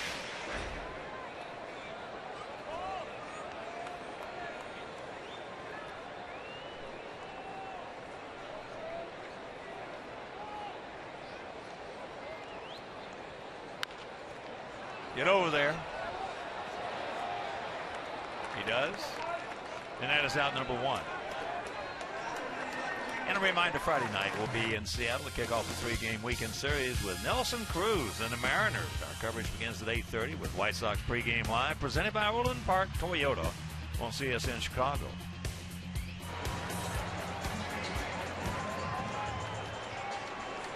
That'll bring up Trout. Mike a single hard into center field and then struck out.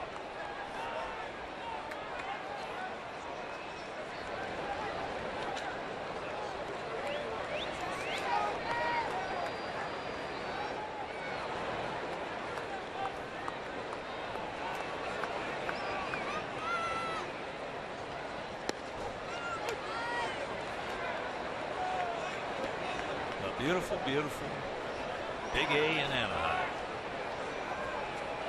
In the center field area. Last night he was chairman of the board at Disney. Redo his ballpark. All that stuff in center field. Beautiful rock falls. It's got a great ambiance, great atmosphere.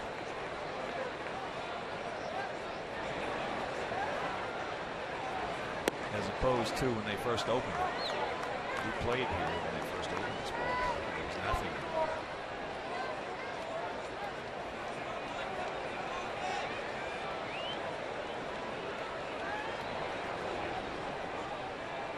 Trout with those 33 homers. 71 knocked in. Yanks that one over to the Angel dugout.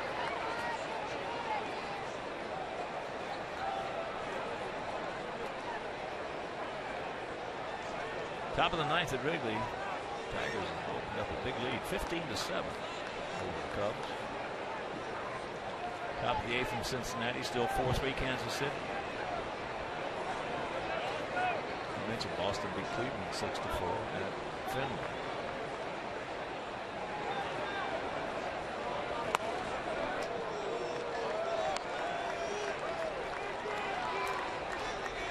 Just off the corner.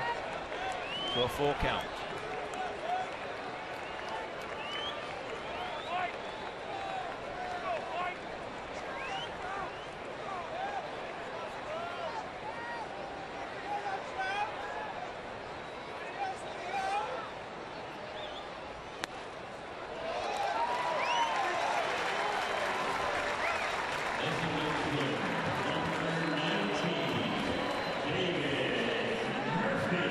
So they'll bring in Murphy. David has struck out. That was on a changeup, and then he went out to center field.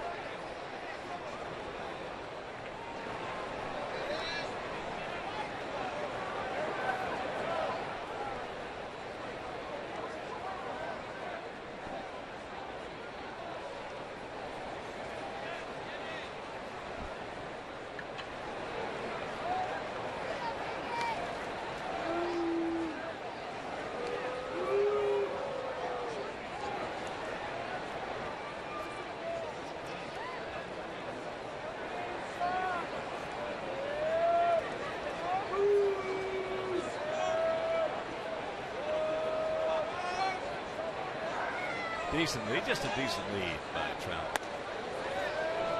Taylor just missed him with a fastball inside.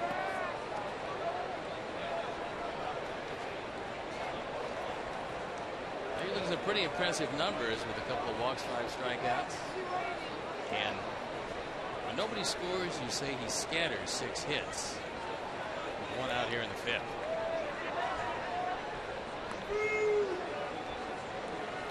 Trout.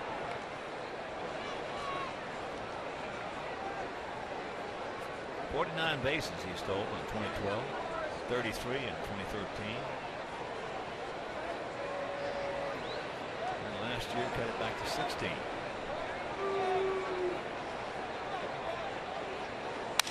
Watch out. That goes into the outfield. He was left with just the handle, and the head of the bat went flying. I mean, that's just about as far as a cracked bat has gone that we've seen. It went out well beyond Sanchez.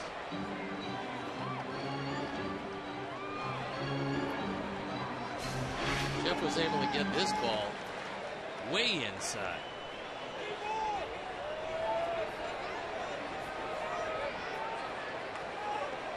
Left with just the handle.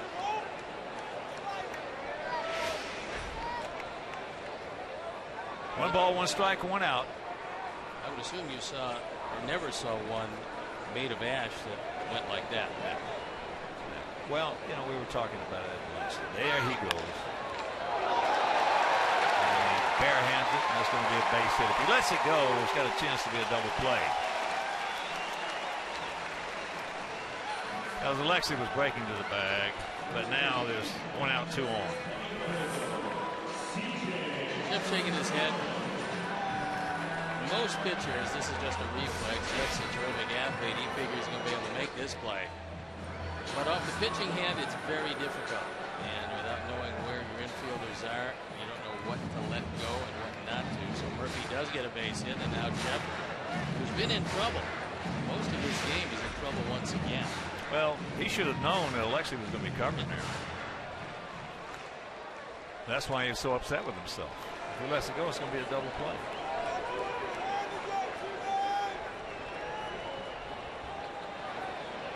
Crone had a hard single, and he grounded out to Saladino at third. Takes a strike.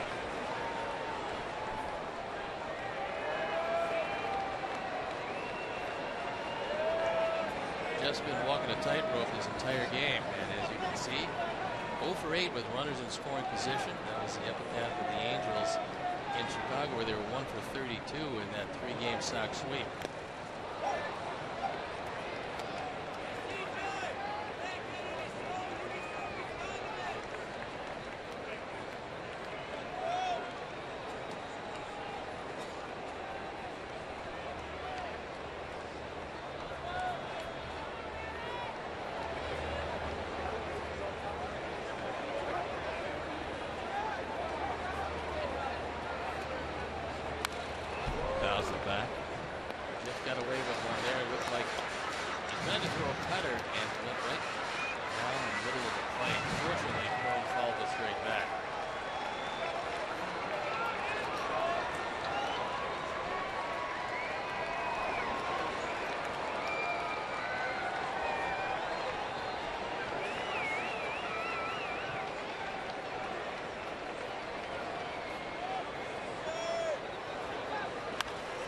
Out of play. Well, with Maple Pat certainly was pretty new dimension into the danger.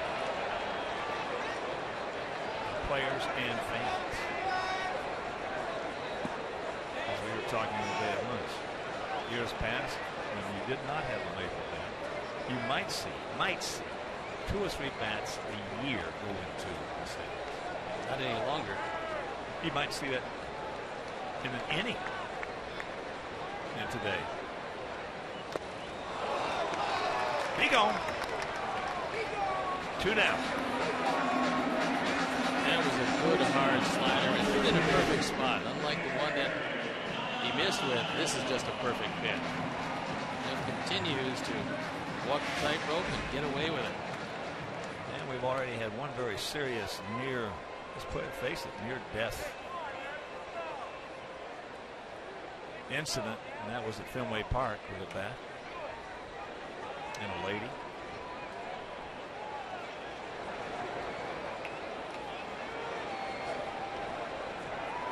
So here's Ibar. He's 2 for 2. And a single. Hit the ball hard back in the second inning. Then he had an infield single last inning.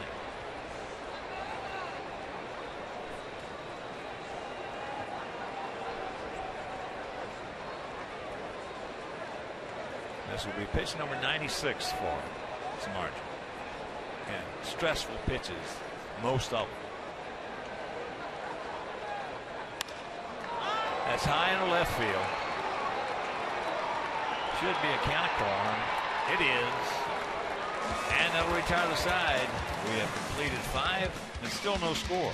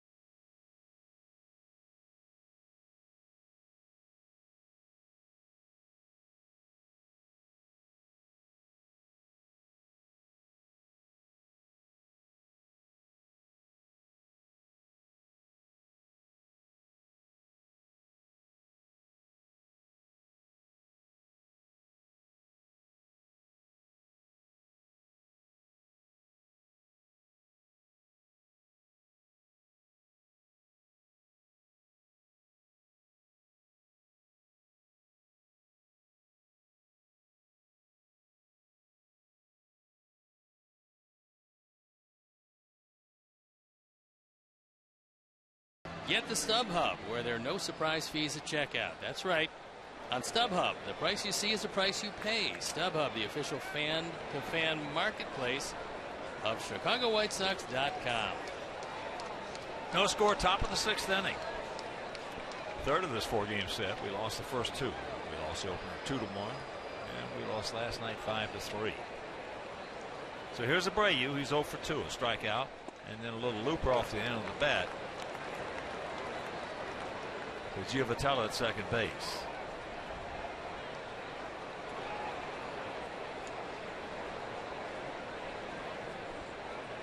The 0-1 pitch. Weaver, who looks like he's just playing catch with Carlos Perez. Pretty amazing when you take a look at the variance in speeds and you realize that he can't really get it above 85. Maybe 86 if he really reaches back and gets a heavy wind coming in. But yet he's terribly effective with it.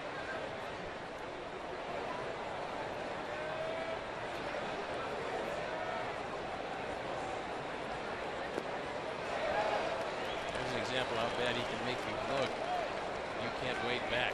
Well, last year he had the same stuff he's showing us tonight. He was 18-9. This year he's 4-9. Well, this year he's had the hip problem, and he spent some time on the DL with it.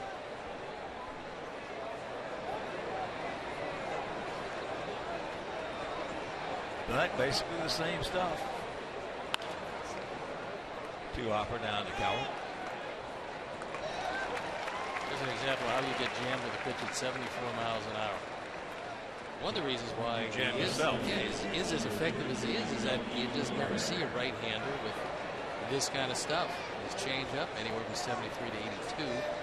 Curveball 63 to 69, and the four-seamer, the one where he really reaches back. He'll get 81, and he'll get it maybe a touch above that, not too much. Melky's 1 for 2.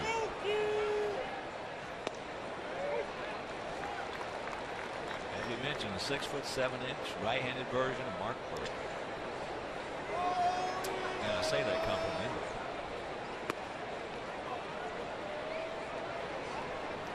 Of course, Burley's got about 70 more wins than Weaver. Not only 70 more wins, but Weaver has only gone over 200 innings 3 times in his career. Mark Burley does that on a yearly basis. He's done that 13 consecutive years. That's what probably is the most impressive thing about Mark Burley. That and the fact that he is a wonderful person. 2 down.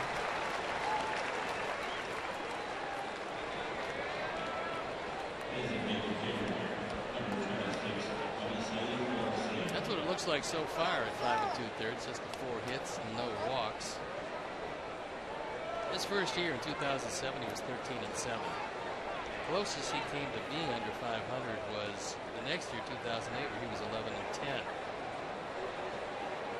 But when you throw as slowly as he throws and you throw everything in the strike zone, you're going to get away with pitches in the 70s here in the 6th inning. 5 years. Struck out, called out, and then he just missed one back in the 4th inning. He was hot at himself, as he should have been.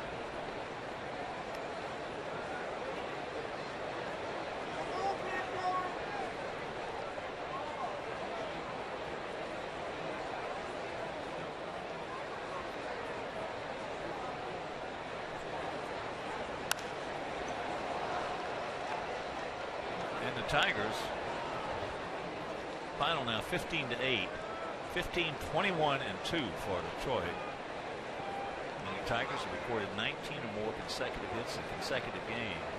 Hits, I should say, in consecutive games for the first time since 1935.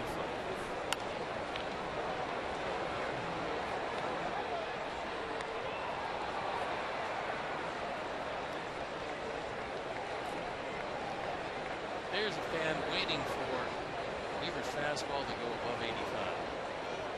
They didn't have a long net.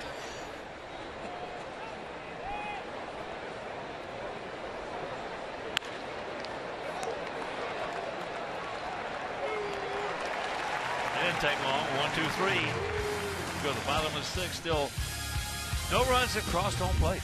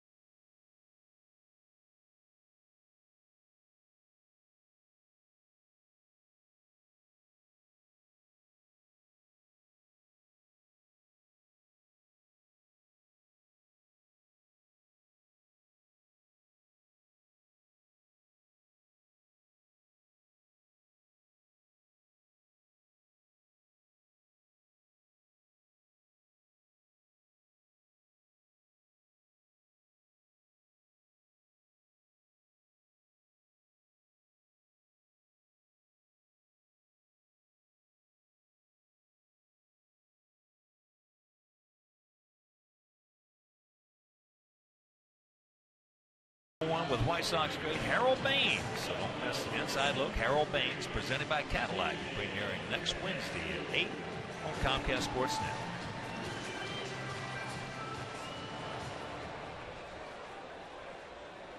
Jeff has not had a 1-2-3 inning. He would dearly love to have one with the bottom part of the order due up here in the 6th. This will be pitch number 97. David DeJesus will look at it. He has walked and he has popped up to left field. Angels 0 for 10 with runners in scoring position, and they've left 9. Good pitch, close pitch, didn't get it.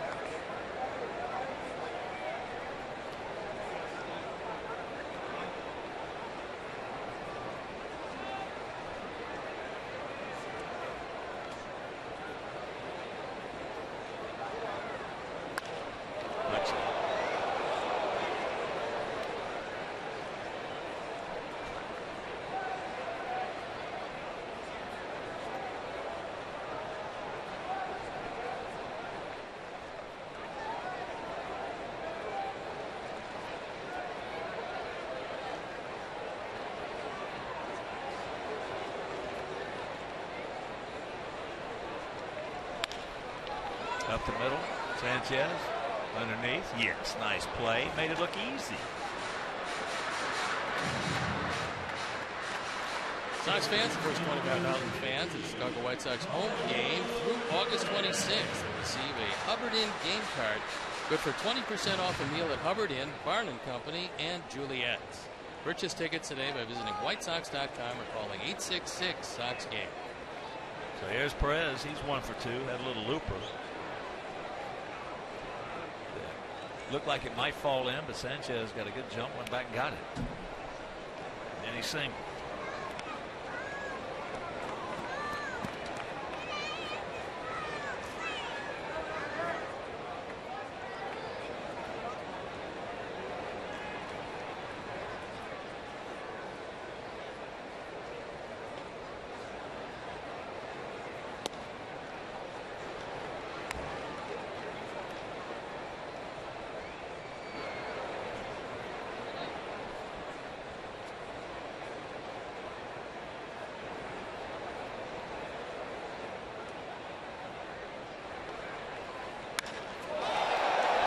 Ball hit deep. Melky.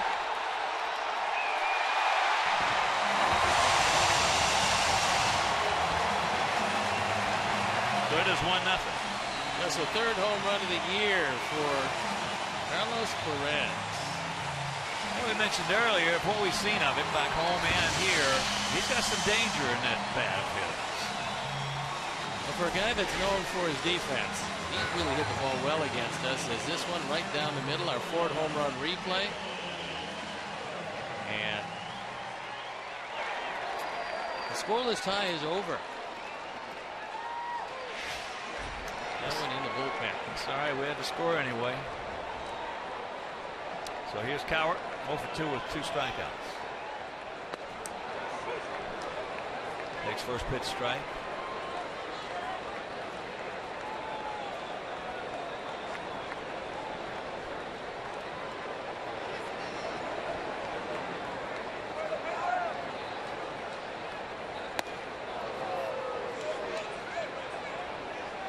That one at 93.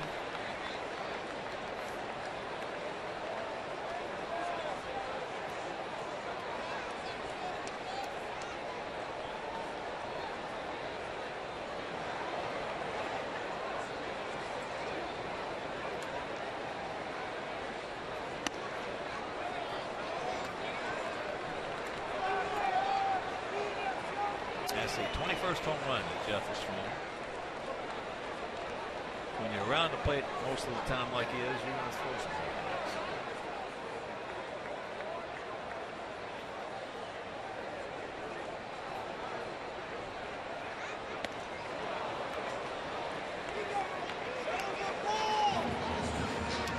runs. He gone. 2 down.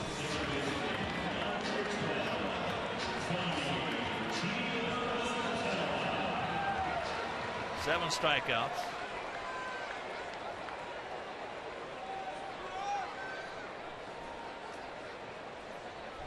So here's Giovatello. He struck out, bottom of the first. Then Adam Eaton made the play of the game. Bases were loaded, 2 out. Giovatello hit a bomb out there in the center field. Probably everything he had in his arsenal. Adam got a great jump, went back and made a terrific catch, saving 3 runs.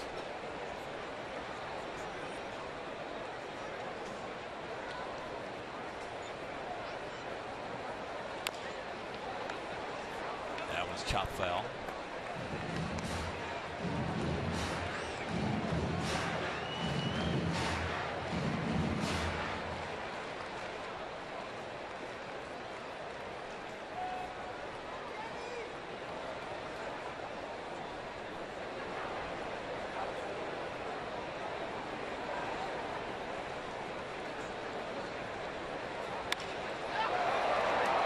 We got a man there, and that'll retire the side with the homer by Carlos Perez, his 3rd of the year. It is 1-0 Angels.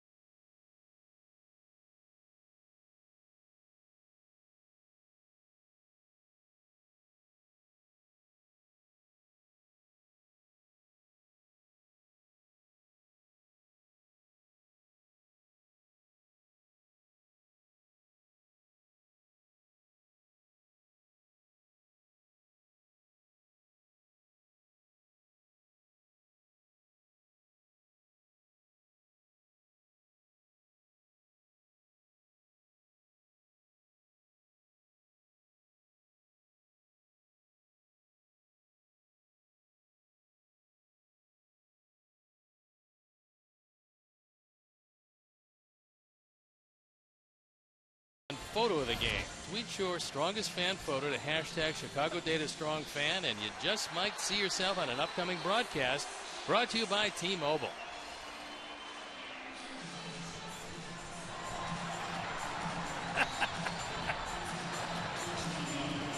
Wow, that was a surprise. All right. It's time for us to, we've only scored 4 runs in 24 innings here, so why don't we get something going?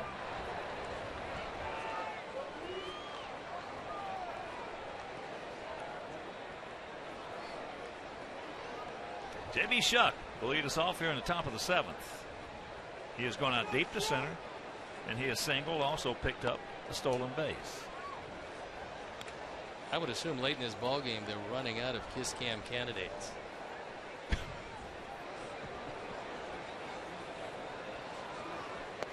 There's a strike. And this is probably the reason. Yep, there it is.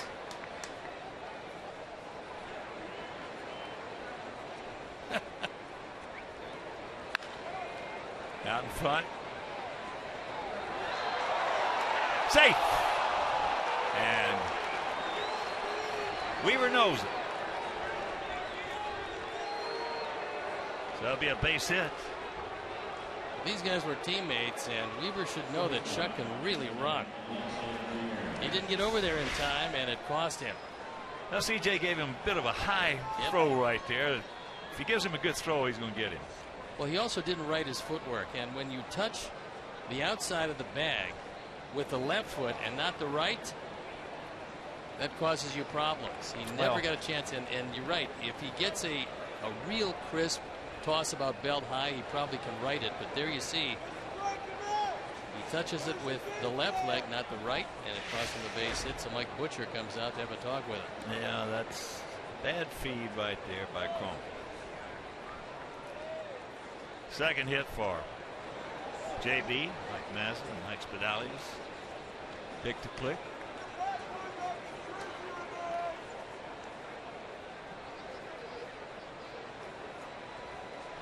Trevor Gott is loosening in the bullpen for the Angels. Boy, he's sneaky, that guy. The little guy running it up there in 98, 99. Very strong arm. Alexei 0 for 2.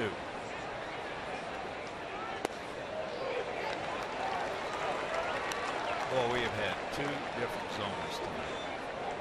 We had one for Samardzija and another one for Weaver.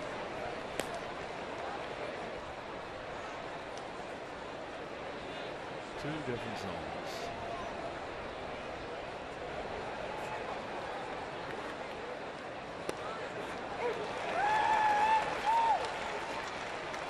In the fourth inning, JB took off and stole second base.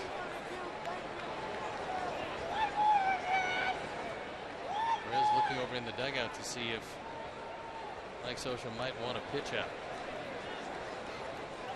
He certainly would appreciate a slide step.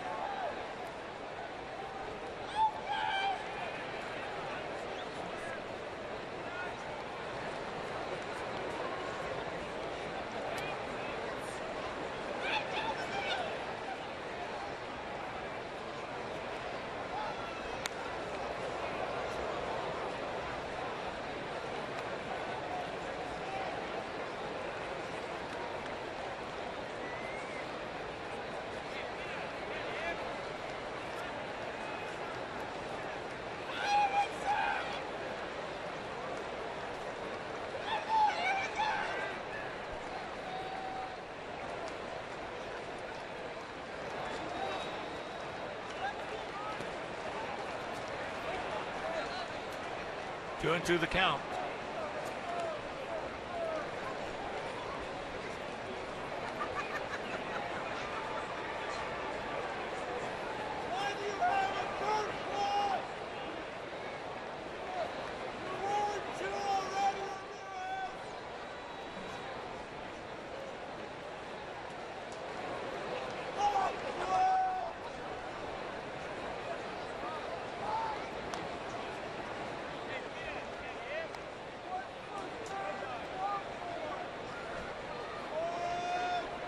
Gap out there in right center. 1-0 Angels.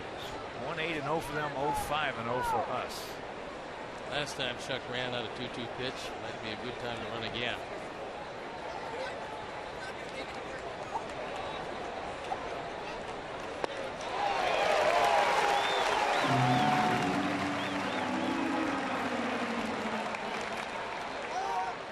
Five strikeouts now for Weaver, and here comes Mike Scioscia.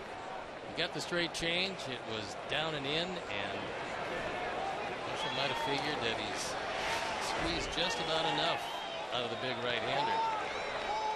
And he does. He asks for the baseball. Weaver will walk off. As he walks off, we'll step out and be back after these messages.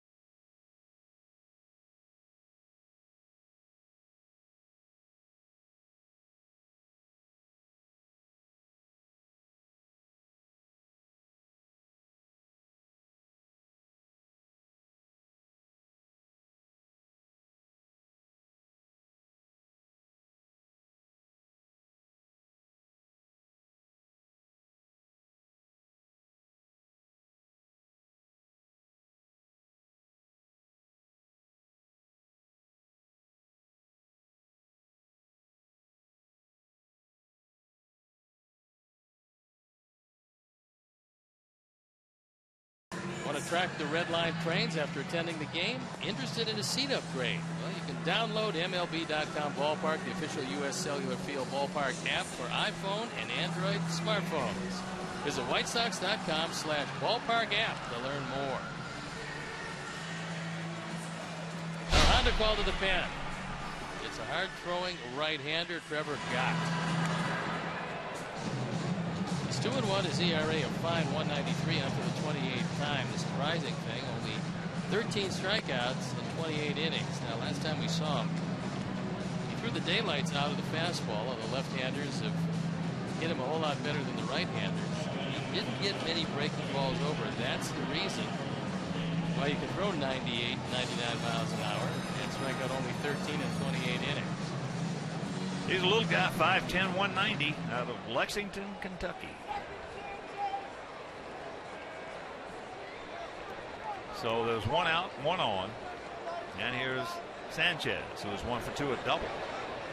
That was leading off last inning. And we couldn't do anything with it. We got him over the third. And could not get him in. If you're just tuning in, we had men on first and third with one out in the first inning and could not score.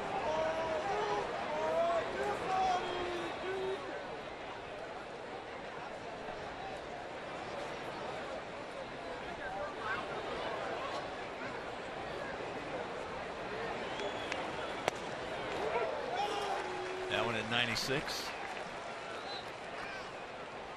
Well, there is a bit of a method to the madness of Mike Socha in that he takes out a very soft tossing right-hander, following him up with a flamethrower. So 96 or 97 might look like 102 or 3.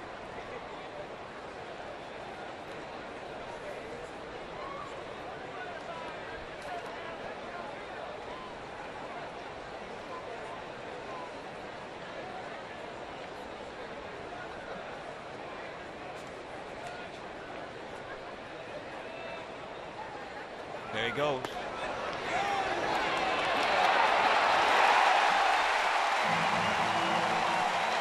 Two down.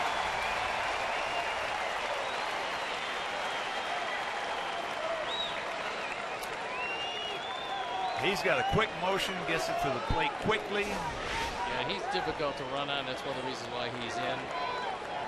And Perez makes a good solid throw. He gets him at second. Perfect pitch to throw him out.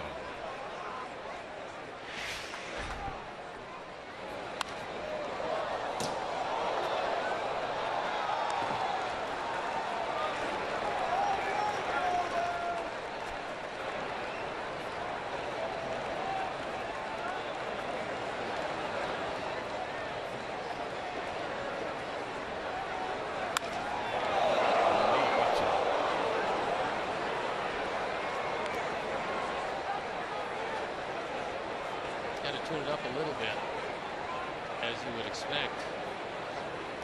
Carlos a little tardy on a couple of pitches we've got.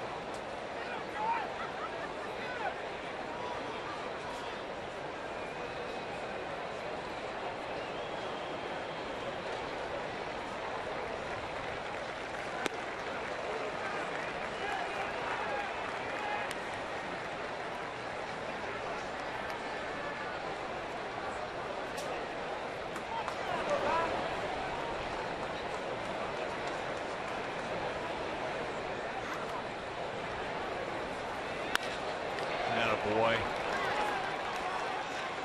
the 98-mile-an-hour fastball hit hard right back through the middle.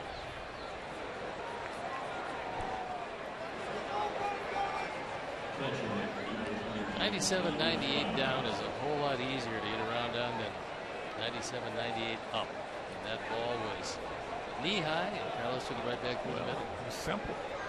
Sir Isaac Newton. What did he hit? He hit 310.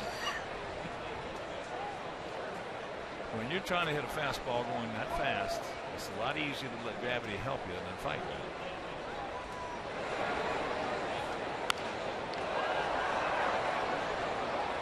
Give you that little millisecond more. Zach Putnam loosening in the pen.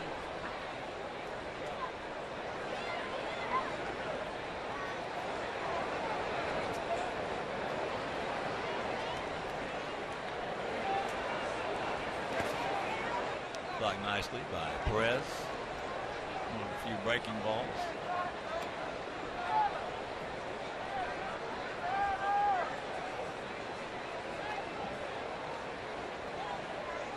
It's amazing how many pitchers don't understand that. How much, if you got a 95 and up fastball, it's amazing how many guys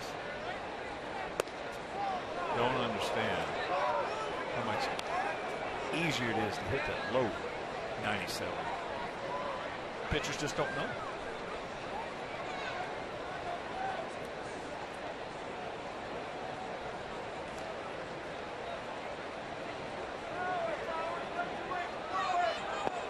We had a reliever here named Roberto Hernandez, and he was a good one. He was really good after he learned that his 97-mile-an-hour fastball letter high was a lot more effective than his 97-mile-an-hour knee-high fastball. And he went for a long time before he would change.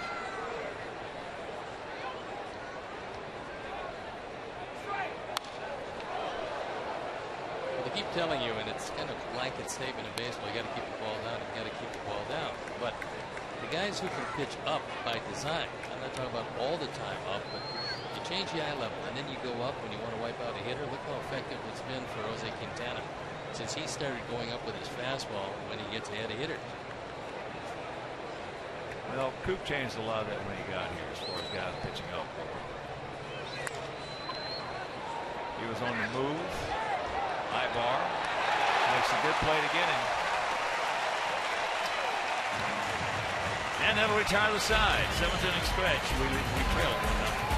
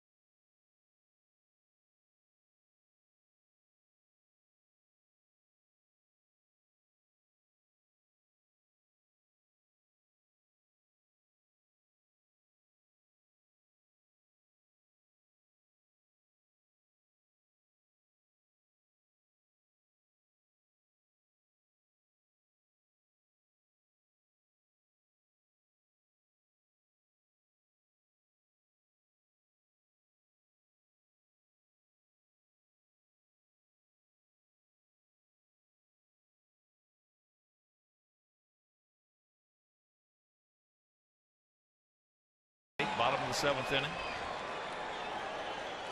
Home run by Carlos Perez. Last inning. We've had our chances. We had our chances last night. We had our chances in the first game when we stranded 8 and got beat 2-1. Stranded 2 men twice, 3 men once.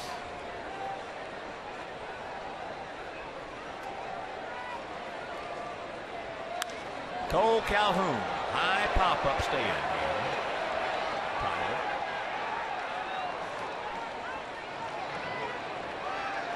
Follow live White Sox baseball on MLB.com at bat on your smartphone or tablet. You can stay connected to the White Sox all season wherever you are with MLB.TV Game of the Day. In-game highlights, live look-ins, replay previews, radio broadcasts, and more.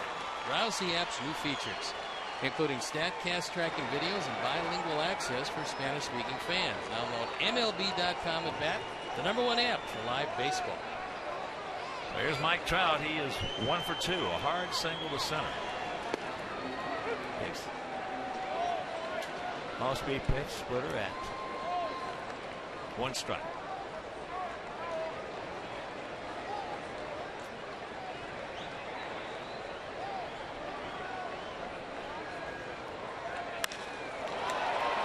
That ball in the right. Long way to go. Oh, yes! J.B. Shuck. Beautiful catch. Good jump. 2 down. If this one gets by JB, there's a very good chance it's an inside the park home run with the speed of Mike Trout. He slices it away toward the line, and JB gets a very good jump, and then measuring it all the way at the last instant, makes the catch.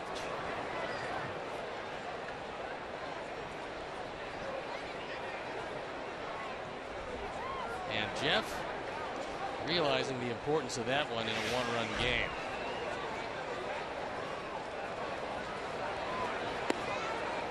Here's Murph. David 1 for 3. An infield single. Jeff bidding for his first 1-2-3 inning here in the 7th. He needs it.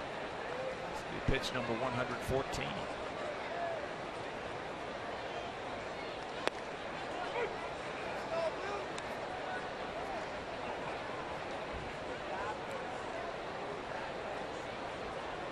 Second inning was a real tough one where he had bases loaded, nobody out, used 27 pitches, but got out of it and gave up no runs.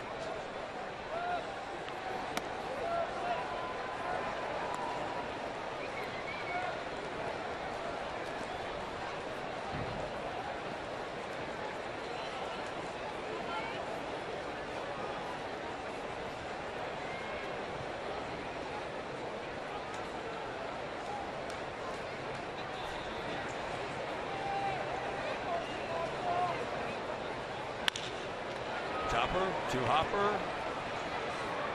And there's your first 1-2-3 inning. And they lead it 1-0.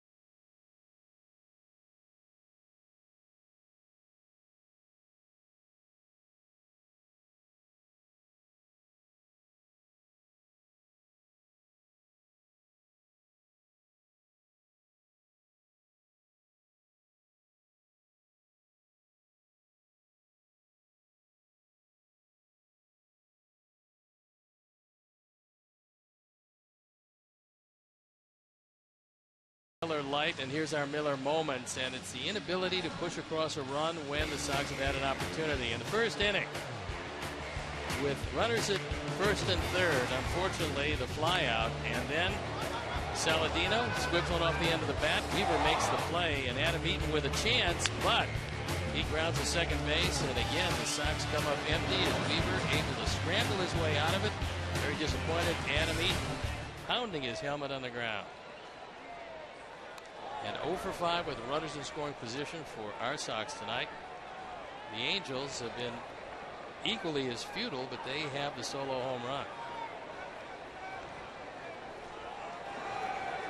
Tyler Saladino will lead off for us here in the top of the 8th inning. He had struck out and hit that little squibber number off the end of the bat.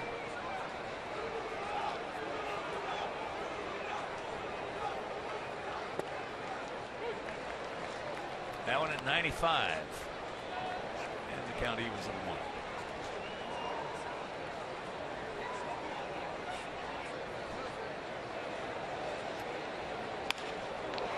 Ate him up. And what a play by Ibar. Now he had time. Ball wouldn't hit that hard. But a good catch by Ibar. He's a good one. From a baseball standpoint, he is fun to watch play the game. Playing him straight away, and this ball up the middle goes to his left and takes it right off the ground.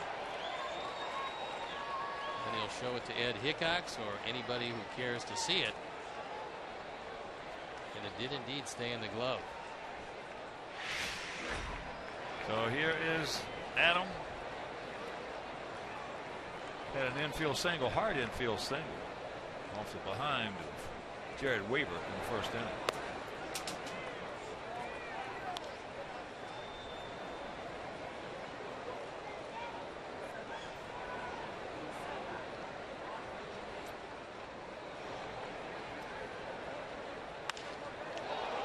Some difficulties for the Angels tonight because Houston Street has thrown 3 games in a row.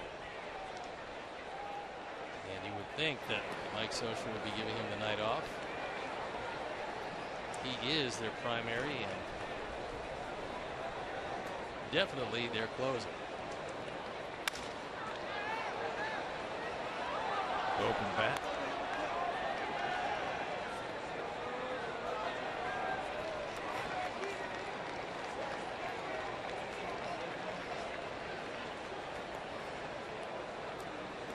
There is Houston Street. There's a man going to make the determination of who comes in, assuming they have the lead in the ninth.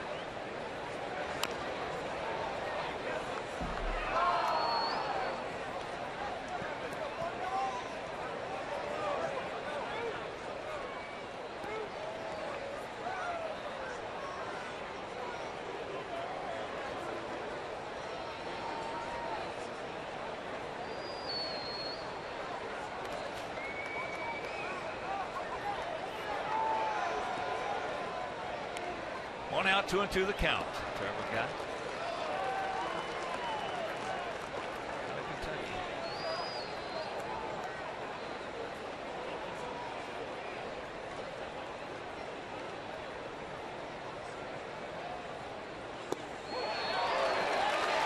Good pitch. 2 down. That time Adam just got outguessed. He saw a couple of sliders and took the fastball right down the middle. Much time to make a determination when a guy's throwing in the mid-90s, and that was at 97.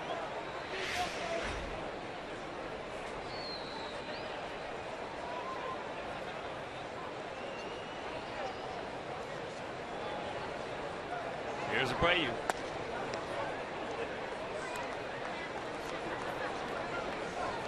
He has struck out, looped out to second, and grounded softly to third. There was the big bat that did not play tonight, Albert Pujols.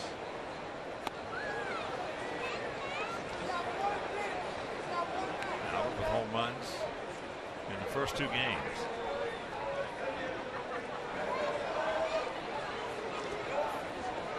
Got 553 home runs.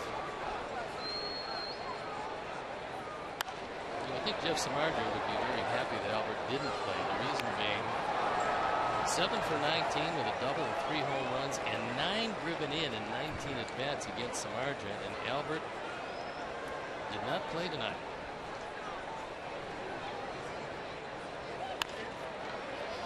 Ate him up. That didn't take long. 1, 2, 3, and we'll go to the bottom of the 8th. It is still 1-0 bad guy.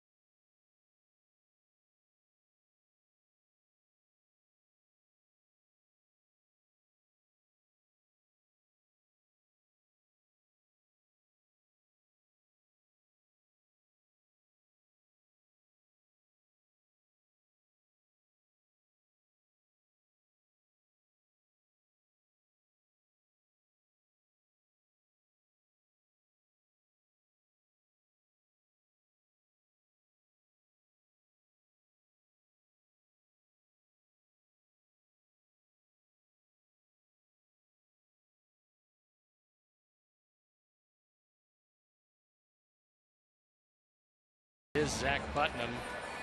Zach at 3-3. His ERA an even 3 on for the 40th time. Takes over for Jeff Samardzija. Samardzija went 7 innings, gave up a run on 8 hits. He walked 2 fans, 7. He was in trouble all night, but he threw brilliantly. And there's a look at the numbers for Zach. He comes in trying to hold it right there at a 1-run deficit. It'll be Cron, Ibar, and DeJesus.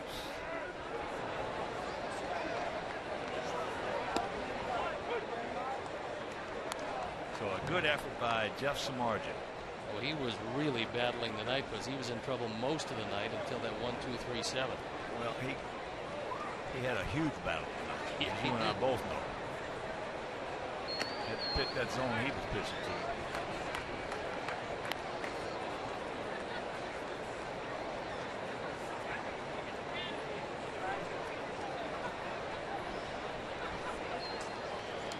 Cron 1 for 3.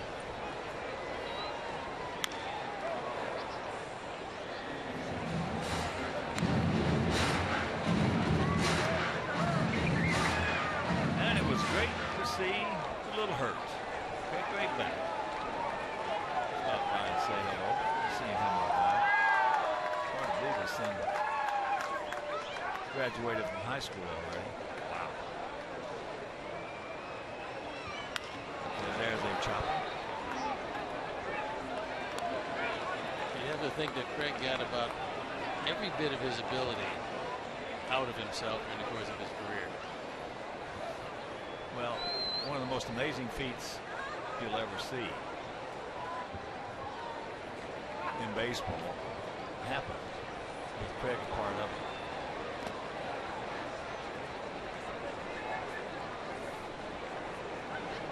Craig Graybeck and Ozzie Guillen back to back off Northern Light. Really? Yes. Wind blowing out? No. Back, of course, Craig could hit the ball a long way. You ought to see him hit a golf ball.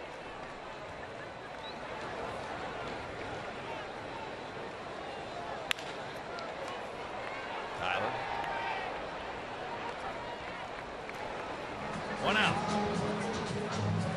But you just don't think about Craig Graybeck and Ozzie Guillen from back-to-back anytime, especially every month. There's Joe Smith, who we've seen a couple of nights in a setup role for Houston Street, but apparently for the night off for Street, Joe Smith, who is not used to closing, is going to be trying to close this one. Smith does have 1 save this year.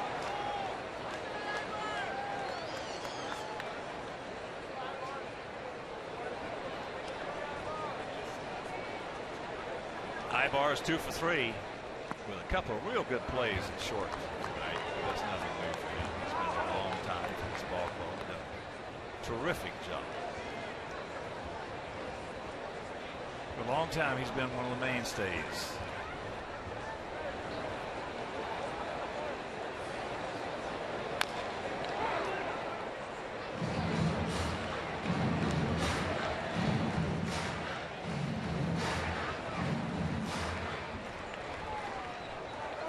Out, 1 ball, 1 strike.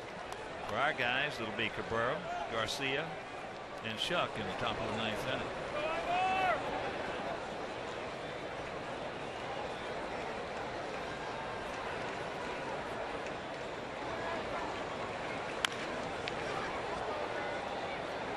Nice easy play. 2 down.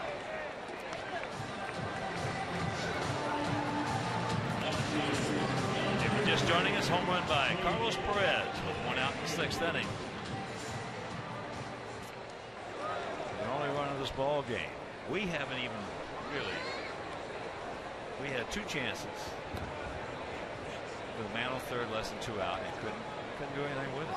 We have not. We have executed 4 runs now in 26 innings.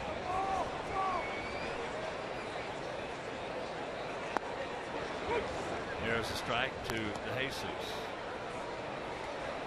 And the run we got in the first game when we got beat 2-1 was on an error. Throwing error by Ciavitelli.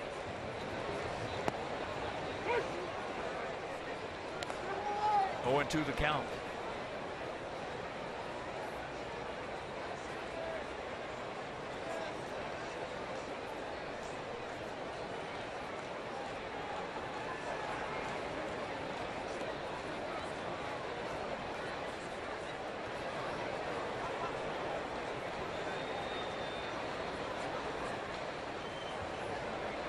Out there, gap in right center.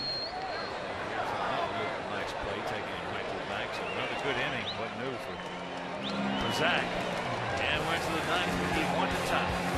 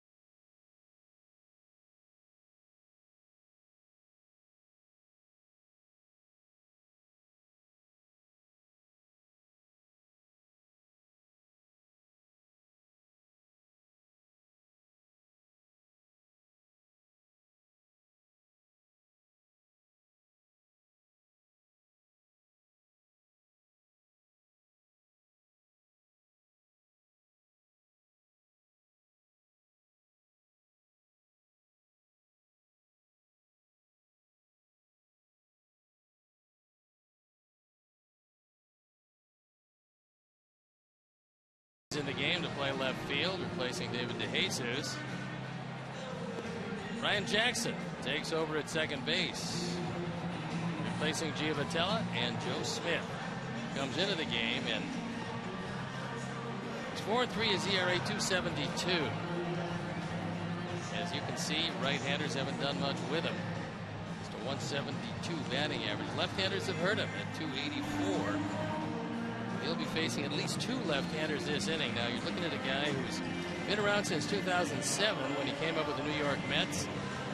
He's got a grand total of 19 career saves, including just one this year. And a funny thing sometimes happens to career setup men when they try to save games. So we'll see if he's equal to the task, as Houston Street has gone 3 straight nights. He needs a night off, and Mike Scioscia is going to close with his premier setup man. Well, the numbers will tell you he's going to be successful against us because he's been that way. But on the other side of that page, as you mentioned, a lot of guys can't do it. That's right. Successful against us in a setup role. Exactly. Guys cannot do it. Get the last 3 outs of a ball game as there's first pitch strike to Melky, who is 1 for 3.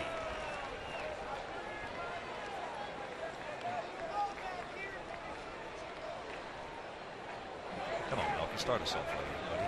Nice gap out there in right center. There's a shot. That's the way to start us. That ball was absolutely kowtow.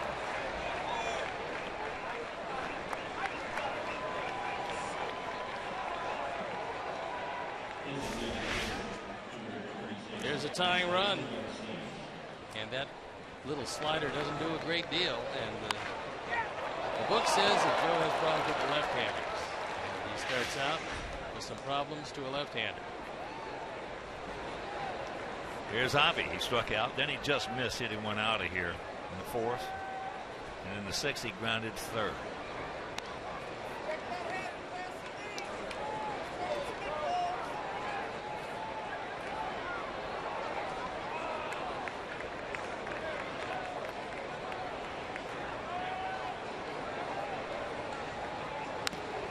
Good rip. Javi has faced Smith 3 times, has a hit.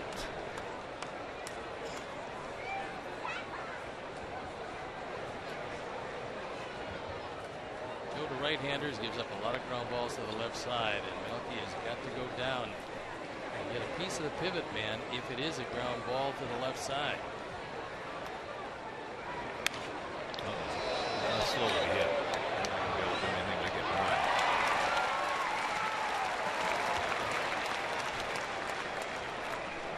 So that did. It was so slowly hit. Get Melky in the scoring position, and that'll bring up J.B. Shuck. He's 2 for 3 with a stolen base. It's going to take Melky out of the ball game. Looks like Trace Thompson coming in a pinch run for him. So Shuck 2 for 3, also with a beautiful catch. Saving what, as Steve mentioned, could have been possible inside the park.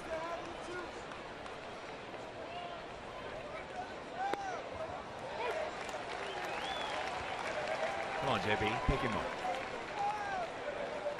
Let's do something different for a change.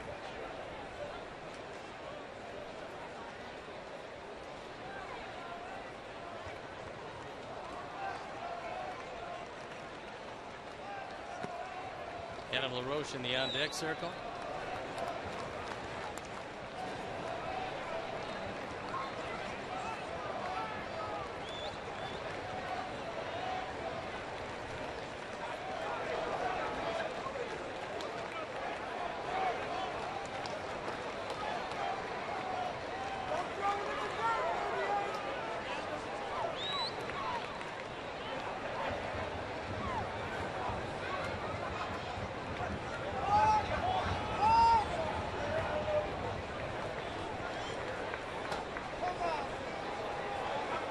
JB faced Joe Smith in the 8th inning. Got an infield hit off him in the opening game of the series. Good eye. Took that pitch nicely. He is 2 for 3 against Smith. Got him with infield single.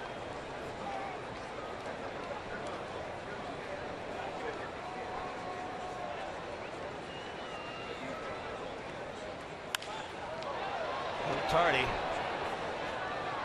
that 90-mile-an-hour fastball.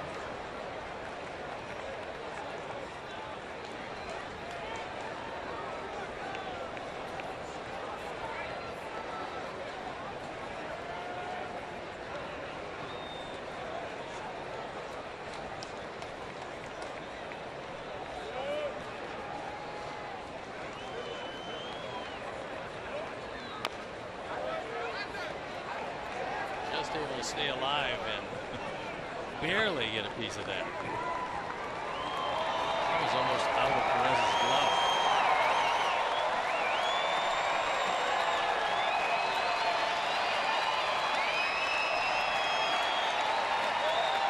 Boy, there's a nice gap out there on the left side.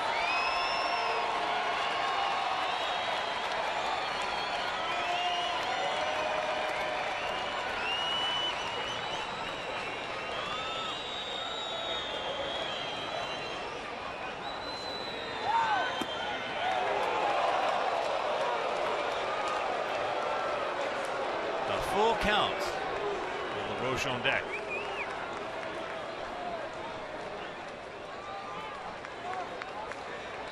Nick Petrichka, David Robertson.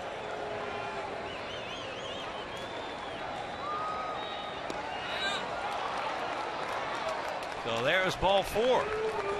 2 men aboard. And here comes Adam. Hitting for Alexei. You get 1 run, it's going to be Petrichka. You get 2 or more, it's going to be David Robertson.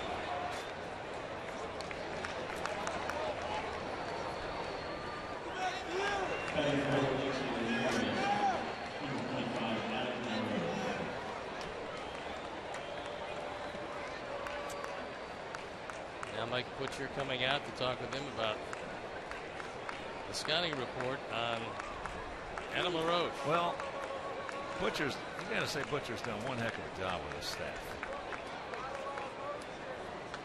He's got a team ERA of 3.67.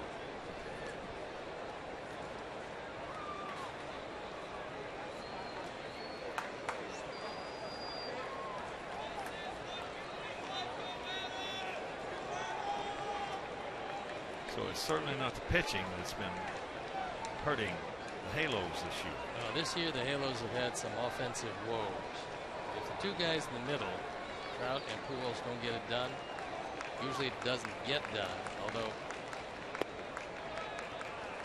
that pitch is down low.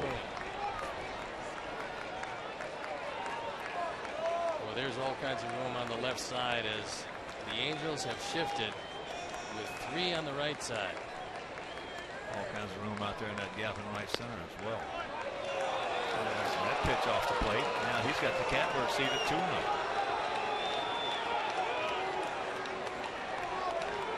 Carlos Sanchez in the on-deck circle, and he's got a couple of hits tonight.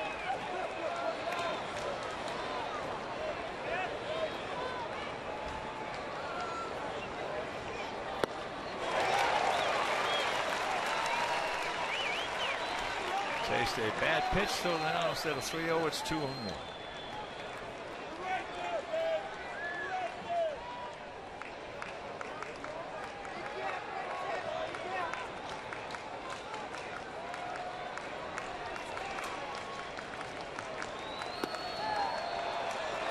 That's 3-1. Don't help him out. Let him squeeze it if he wants to.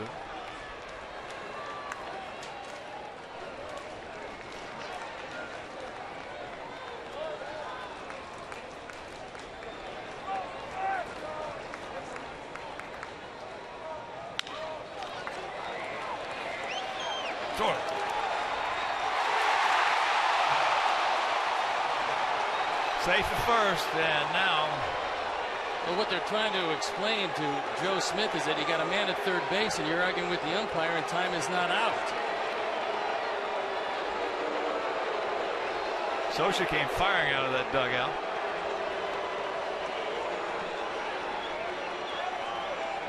And Mike Scioscia wants him to take a look and see if his foot did indeed get the bag.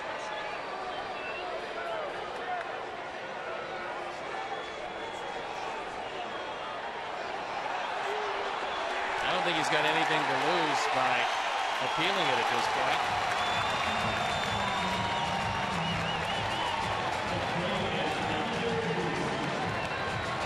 That angle, you can't tell if he got back. If he did get back, the ball beat him. Well, the umpire, Mike Estabrook, is in perfect position to see. He was in perfect position to make the call.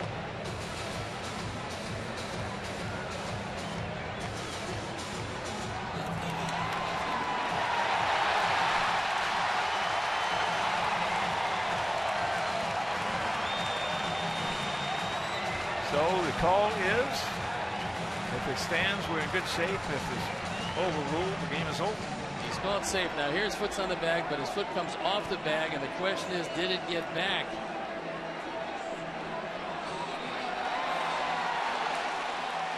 The ball beats him, and now we'll see what they have to say in New York. If his foot didn't get back on the bat, if there's no definitive proof, then he's going to be safe at first because that was the call on the field. He kept going. That's the only thing you could say about Smith was even after LaRoche was across the bag, he kept going with that right foot towards the bag.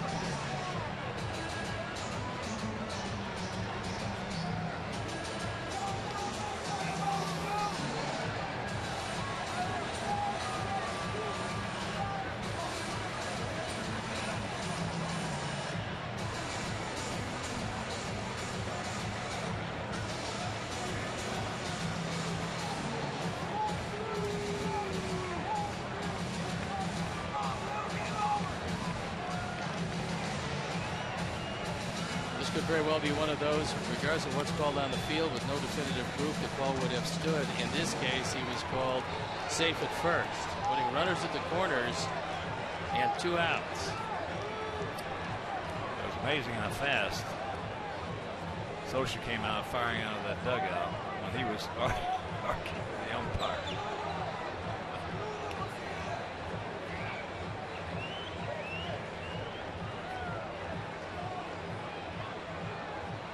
You would think in this case, the longer it takes, the better it would be.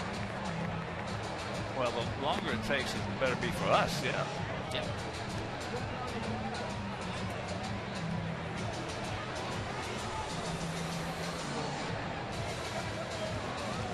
Got to be.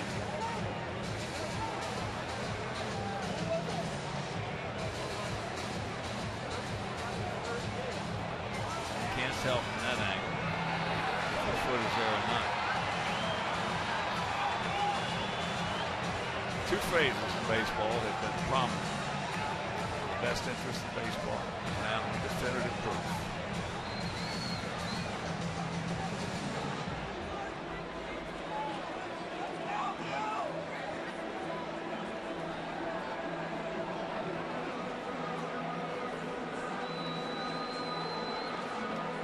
So, Smith is just hanging out. He's not throwing at all.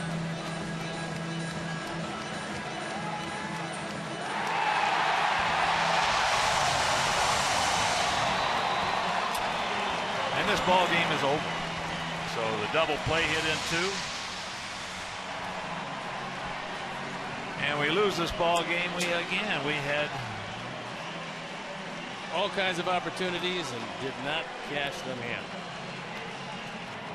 All right, let's check out our player of the game. It is the big 6'7", soft-tossing right-hander Jared Weaver, our player of the game. So, for Steve Stone, for our Hall of Fame director and producer, both of them, Jim Angio and Mike Leary, our associate producer Dave Ross, our technical manager, our fine technical manager Mark Harper, also for John Q. Reynolds, JR, the famous JR, Lee Gamble, Scotty France, George Albee, Doug Fresh, and the executive producer, Jim Cornwell Jr. This is the Hawk. So long, everybody. Coming up next, Sportsnet Center, presented by CLR. You've been watching White Sox baseball on Comcast Sportsnet.